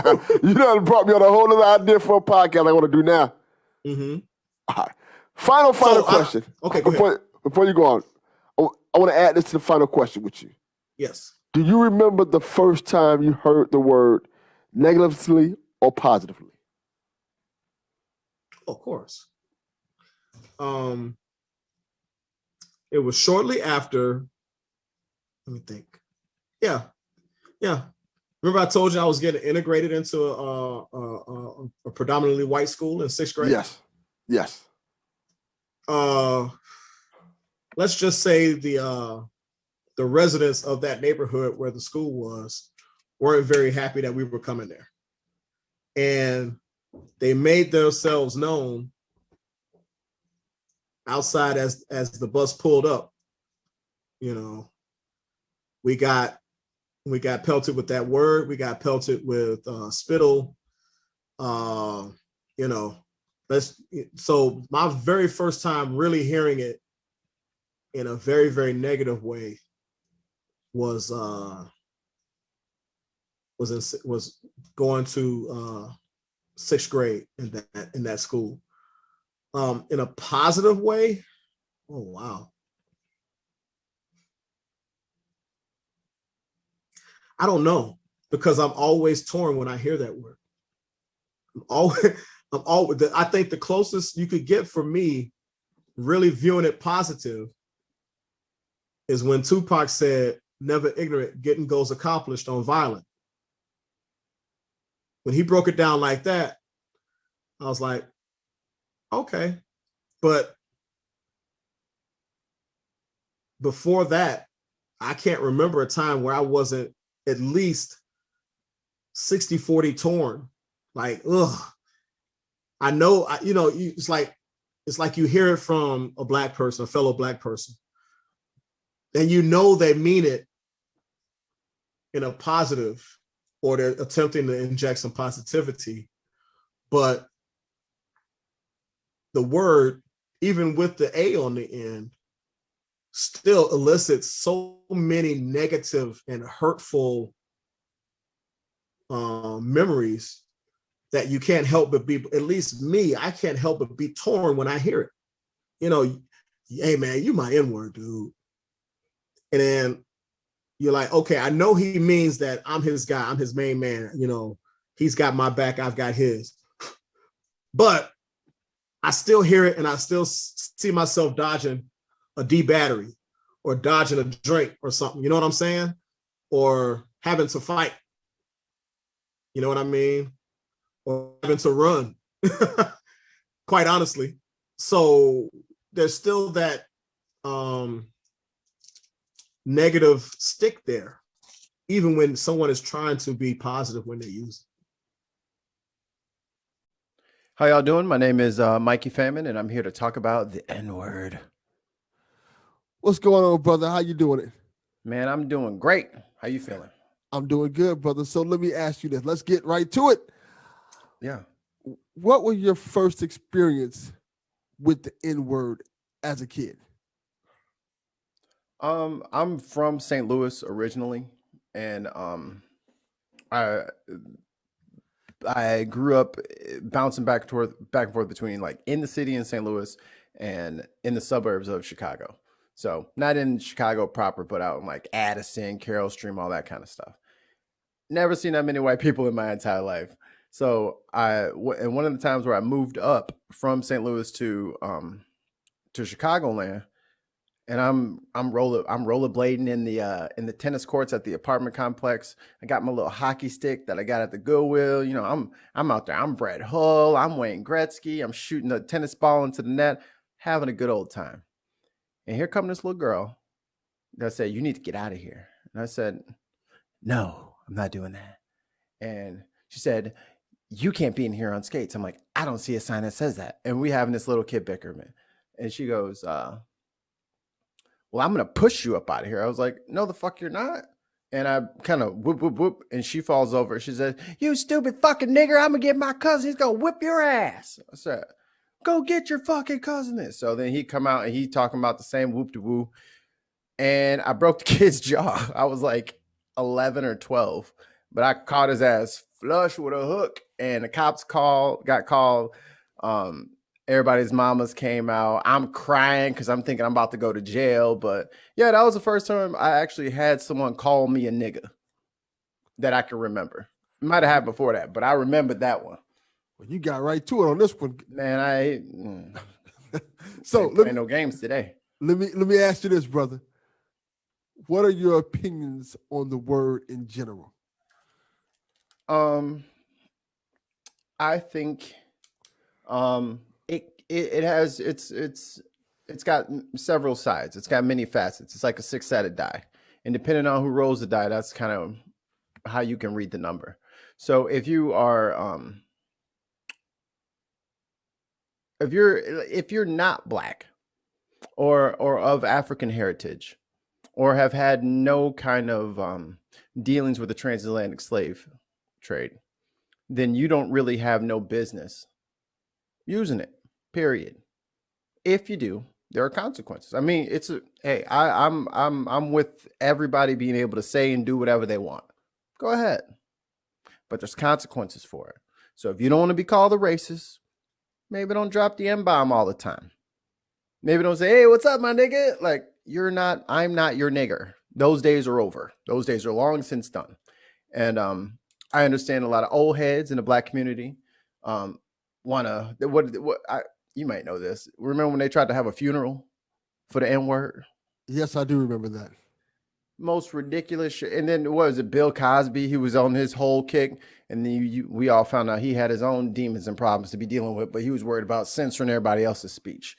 For me, I need autonomy with my living history. I don't get to be told not to say nigga. I don't in a lot of places because it's just not the time. It's just not the arena.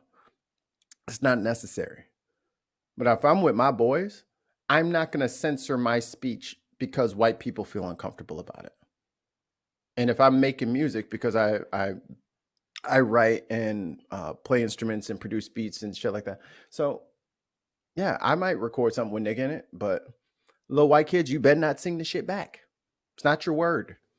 Let me ask you this since you brought it up, because I think this is an interesting topic you stumbled upon. Mm-hmm. How do you feel about the part that hip hop has played in the popularity of the word? Because, you know, NWA, people always cite Eazy-E, hip hop in general for popularizing nigger. Yeah, but that's ours. That's ours now. Like if I called you an asshole and I treated you like shit and just kind of ruined your life and your kids' life, and I just called y'all asshole repeatedly, and you come out with a hip hop album and you say and it comes out assholes with attitude, I might make that sound dope actually. I'm no longer allowed to say, you know what, you're not allowed to say that word now, because where was all of the defense of the people who were oppressed and called that in the first place? So because your little racist ass great uncles and great grandpappies love to call black people nigga, now I'm supposed to not say it because your family did nothing for the advancement of my people in the first place? No, you don't get to have your cake and eat it too. You can either have your cake or you can look at it, but you can't have both. So unless they have a history, and even still, I have never understood the need and the deep burning desire for white people to want to say nigga so bad. I was going to get to that next. See, you hitting on all the cylinders. Why do you think there's this need, this desire to want to say it and defend it? And the crazy thing about it to me is always that this is the only word they want to defend more than anything else. They're right to say this one particular word. Why is that? I think that's a reflection of privilege, because it is literally one word that they are told that they can't have. And they have no idea how to process that. It's not fair. Then they shouldn't say it either. No one should be able to say it if I can't say it. It doesn't even register to them that there are historical precedents and previous usages of that word, which could be problematic for them in any current and future context. Like, there's no coming back from that. Like I grew up in late 80s, early 90s. And yeah, of course, we said everything was gay instead of stupid. You know what I'm saying? We called everybody the F word. But, oh, what's that? I've grown up and matured. I don't use the F word anymore because it's hurtful and it's mean. Now, if a bunch of gay people want to call themselves the F word, it's not my business. I have nothing to do with that. That's their community. Good fences make good neighbors. And I'm being a good neighbor by respecting their autonomy over their words. I don't know why it's so difficult for non-white or non-black people to respect our autonomy over our word. So let me ask you this. How much do you think the word, today at least, plays into racism in our society. What I mean by that is how when we use it, it can be used as a weapon against us. But when people who are not us use it, they want to say, and when they get called out for it, they want to say we're canceling them, we're harming their freedoms and things like that. It feels like there's almost a double standard with who uses it and how they use it. They don't have a problem with all of the other double standards. They have no problem with those. I don't even have to bring up cops and the double standard that they benefit from.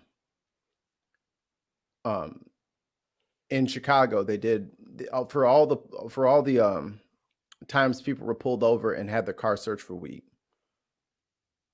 It was 80% black kids and then like 20% non-black kids got the car searched. Guess who had most of the weed? It was the white kids.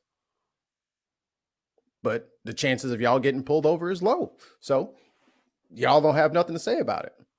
But now that, oh, well, I keep getting called racist for saying, oh, well, if you get kind of white privilege in every other asset in your fucking American life, I feel no sympathy for you if you get canceled because you want to Justin Bieber and harmonize nigger and everybody's supposed to just love you and accept you. Nah, fuck out of here. Take your little punk ass back to Canada.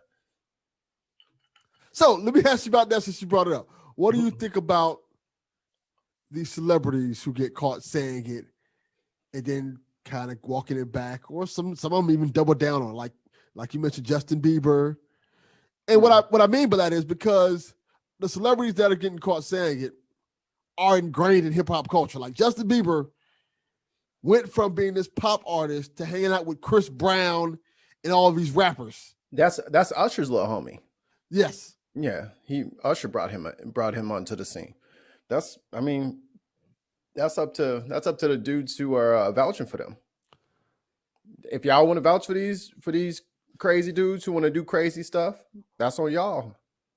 But I mean, there's been plenty of white people in hip hop who understand that good fences make good neighbors. And I know somebody dug up some like 1983 clip of Eminem. Benzino, he dug it up. Yeah. and the thing is like, it wasn't even his raps. He was just doing like the ad libs for his homie. And we're like, that's borderline, but I've never heard Eminem ever rap anything himself in his raps saying nigga. It just hasn't happened. So now I gotta ask you about this then, because I know people are gonna question you about this who are listening to this right now. How do you feel about white people rapping along to rap songs that say the N-word? They only got one word that they can't say. That's only one word. Good fences make good neighbors. And Kendrick had a little white girl come up on stage. I think this was like maybe 3-4 summers ago. Yeah. And if Pyrus and Crips all got along, it probably gummy. And so she's up there and she's she literally right off the bat fucked it up, and everybody was just like, boo, and they all just booed her off the stage. She's like, nah, sorry, sweetheart, you had one word to censor. That's all you got to censor. And I don't think that that's a big ask, because hip hop as a culture is so inclusive, and it grabs, I mean, yes, it has its problems, but it literally grabs the best out of people in certain situations, and it makes a culture that has become the most profitable industry on earth. There is no more money to be made in the entertainment field without rap, without hip hop. It's just, it is pop music from the 90s. It is, I don't know, R&B in the 70s to 80s. It is the thing right now. It is selling. And I know people want a piece of that, but there are rules and regulations that you have to abide by entering the culture. So why do you think there are so many people who don't want to abide by these rules? And I know one part of it's privilege, but also it feels like there is a resistance to it in terms of they want to be part of the culture, but they don't want to respect that one aspect of it. They've never had to do stuff that they didn't want to do. So this abiding by the rules of a subculture. It's not culture, subculture. We can get into the philosophy of it, but hip hop and subsequently rap is a subculture in America. It is not necessary for you to be part of it. You can opt out of it if you don't like parts of it. But if you want to be part of it, you have to be part of all of it. It is an all-in situation. And especially when hip hop is 95% black, 4% Latino, and 1% white. Sorry, 1%er, you don't just get to come in and make the rules. And you don't get to just break the rules whenever you feel like it and expect everybody else to just shut up and listen to you because you're the majority in the rest of the country. Don't nobody care about all that. Streets don't care about that. Hip hop don't care. Interesting question for you. Got it. What's your opinion on the N-word pass that people want to often throw around sometimes when it comes to this word? Like giving white people the pass? Yeah, like, hey, he can say the N-word. Sometimes we just love people so much. Like they just do so much. But I mean, that's for any white people listening or watching later, if anyone offers you a nigga pass, don't use it. Just keep it in your pocket. Save it for a rainy day. Just put it in the bank, put it in safe deposit box. Never cash it in. Because you never know. You might be the next Twisted Tea star. You never know. You never know. Because your pass is not applicable in other regions and jurisdictions. And if you use that out of your jurisdiction, there ain't nobody saving you. Because just like homie at the tennis court got what was coming to him, you don't want that to happen to you. So it's in your best interest. If you get one, don't use one. Black people, please stop setting up these white people to get their ass whooped. It's not fair to them. They don't know that they're doing something egregious. Just let it go. Why do you think black people do that, by the way? Why do you think that there are some who feel like it's okay to just offer that pass? And why do you think that is acceptable? I mean, I have tons of different types of friends. They all love me and respect me as much as I love and respect them. Maybe it's just a me thing where they would never ask me for a pass. They would never, but I don't know. Maybe that's just me because I run myself a certain way. Just like I said, I don't drop F-bombs anymore. Everything's not gay if I don't like it. I don't use slurs. I kind of cleaned up my speech on that front because I need to be responsible in how I interact with groups that are not my own. And that's I feel like that's important. But when you are in a kind of majority setting, you kind of think all groups are your group. I don't know. Or you try to kick it with the new friends, or you're the token black guy and you're unsure about your spots. You think it's cool to don't give them the pass. Don't give them the pass. Just don't do it. So, how important do you think is the history of the word nigger? What I mean by that is because it feels like as time goes on, yeah, as the word becomes more popular, it gets more watered down.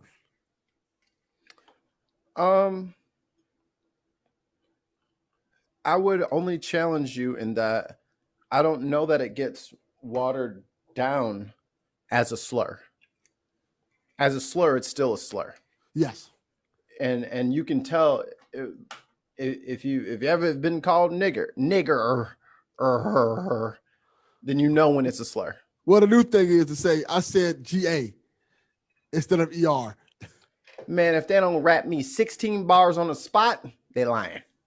I need you to rap right now. If you say nigga, then I need some bars right now. Spit it. Top of the dome. Let me hear it. You better have a freestyle in your back pocket if you think you finna get off with the GA. Nah.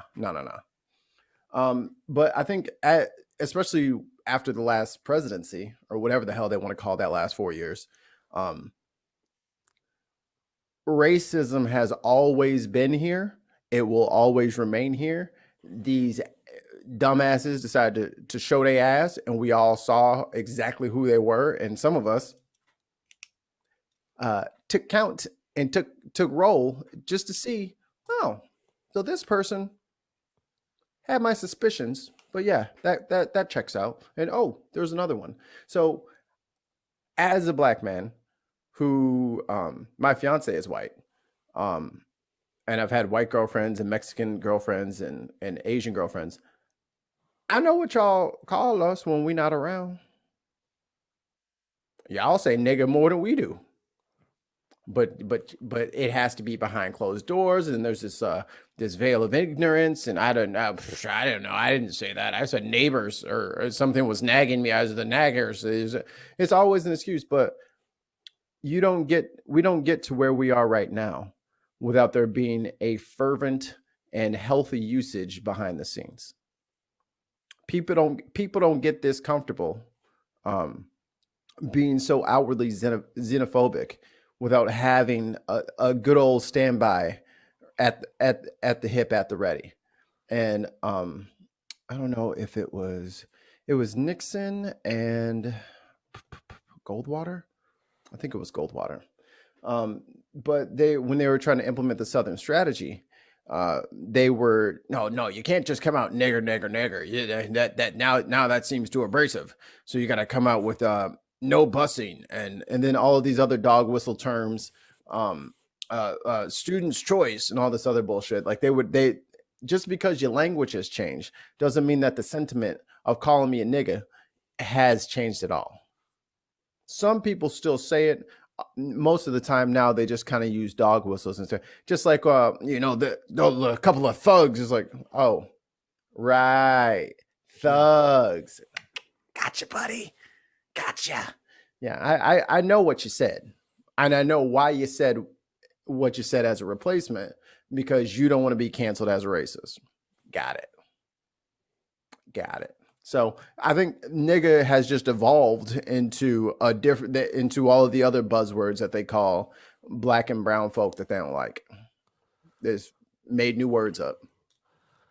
So what do you think about actors and movies and directors using the N-word in their movies? Like Quentin Tarantino is known for doing that in several of his movies, like Pulp Fiction and things like that. Yeah. And it's weird. For me, it's just weird. Because I know Quentin really wish he was a brother. Like I could just see it on the tip of his little weird nose. He just wish he was, and his no lip having that. Like he just wish he was black a little bit. And his movies kind of reflect that. And there's like, I don't think he has like a closeted racism thing, but I think he has like a weird fetish. Like, I mean, it's Tarantino. He's got plenty of fetishes. Foot fetish. Big time. Uma Thurman's wiggle your big toe for 45 minutes. I was like, bro, get up. Just move. It should have wore off by now. All the ice in my drink is gone. Come on, man, get up. I still haven't watched Django. Still haven't watched it. And like Pulp Fiction, I've watched probably 30 times in pieces. I don't even know if I've sat down all the way through. But I thought you was actually going to hit me with the Robert Downey Jr. in the blackface, but that's another topic that I want to talk about in terms of. But he didn't say the word. So no. He did the blackface and all. Like I was referring to just in general, because like Robert Downey Jr. is one aspect of it. Quentin Tarantino. There's a lot of movies. I think in Django, Leonardo DiCaprio had to say it. Yeah, and acting is acting. Like, I can't fault an actor. You know what I'm saying? Because their job is to read the lines. I know. I don't think Leo DiCaprio is at home just like, he's like, millions of dollars. What should I do today? Like I don't see that in his personality, but in people's writings and in their artwork and they can kind of reveal more about themselves than they mean to. And I'm not sure what Tarantino's hang up is, but there's something there. Something there. So let me ask you about, on the same level, comedians who are not black using the N-word, and should it be used in comedy? I'm not one of those comedy is sacred kind of guys. I'm just not. It's nothing is sacred to me. The truth, maybe. But Louis C.K., fuck out of here. Like, you're not black, dude. Like, I know you used to be fucking devastatingly funny, but I'm not gonna just like, oh, they're trying to cancel me because I said nigger. Look, nigger. Are you gonna cancel me now? Yes, motherfucker. Yes. Get the fuck out of here. Like I said, good. Then that'll just be my going tagline through my little part.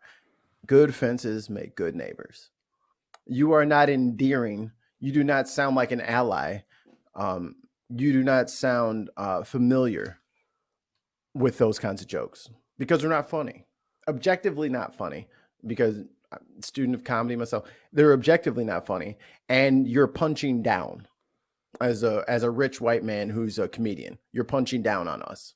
Why? You ran out of rich white people to talk about? Because there's tons of them. Punch up, don't punch down. And I even had a fucking problem. I almost had a problem with fucking Chappelle because of the same shit. When he takes his racial comedy and he uses it to punch down on black and poor people as opposed to punching at his peers. So it's not just Louis C.K., but yeah, him for sure. But it's tons of white comedians that the black people love. I don't know what Bill Burr just got in trouble for, but I thought he was funny. Yeah, it's just crazy how that works, because comedy is subjective, and sometimes people try to push the envelope as far as they can get. Yeah. Yeah, I don't understand why they have to get the most extreme reaction out of all things. It's not totally necessary. You don't have to take it all the way to there. Like, one thing that pissed me off with Chappelle, one more again, like I said before, but like his best, funniest skit to me, or a stand-up routine, was when he was talking about the baby selling weed on the corner. The whole shit is made up from the limousine with the roll down windows because he did the wrong job. Like, the whole thing from top to bottom is hilarious, and it's all made up. So if you can only be funny by saying nigger because you're a white person, back to the drawing board, Marty. Try again. Your shit ain't funny.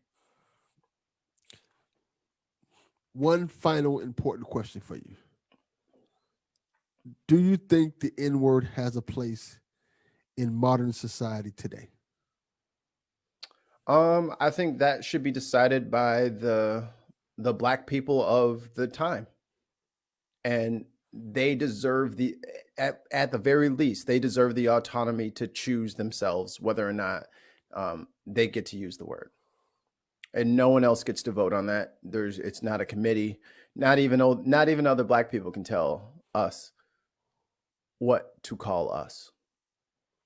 We It's been a long reserve road, the right. but I want to thank everybody who contributed to episode 200. A lot went into making this. Over 10 hours of video was recorded, and I really appreciate everybody's time and effort into making this a thing. I didn't want to do this for this conversation to be the end all be all on that topic, the topic of the N-word. I wanted to just open people's eyes to having their own discussions and their own conversations about it, and what we think is socially acceptable and what we think is maybe not be socially acceptable. With that being said, I want to thank Michael Aaron from the What Up Doe podcast and the One Mic podcast. I want to thank Jody B from the Po Boys podcast. I also want to thank the Dig on America crew, Jason Dutch, Big Haas, and Mikey, for their contributions to this project. Akeem from Raw and Uncut podcast. Also want to thank Curtis Harmon, my boy from the Bearded Idiots podcast. My boy Bobby Dollars. And last but certainly not least, I want to give a special shout out and thanks to Local Neighborhood Baby for having me on her podcast and contributing that part of the discussion. Thank you for listening to this episode. Be well and hope to have you listen to 200 more episodes. Thank you.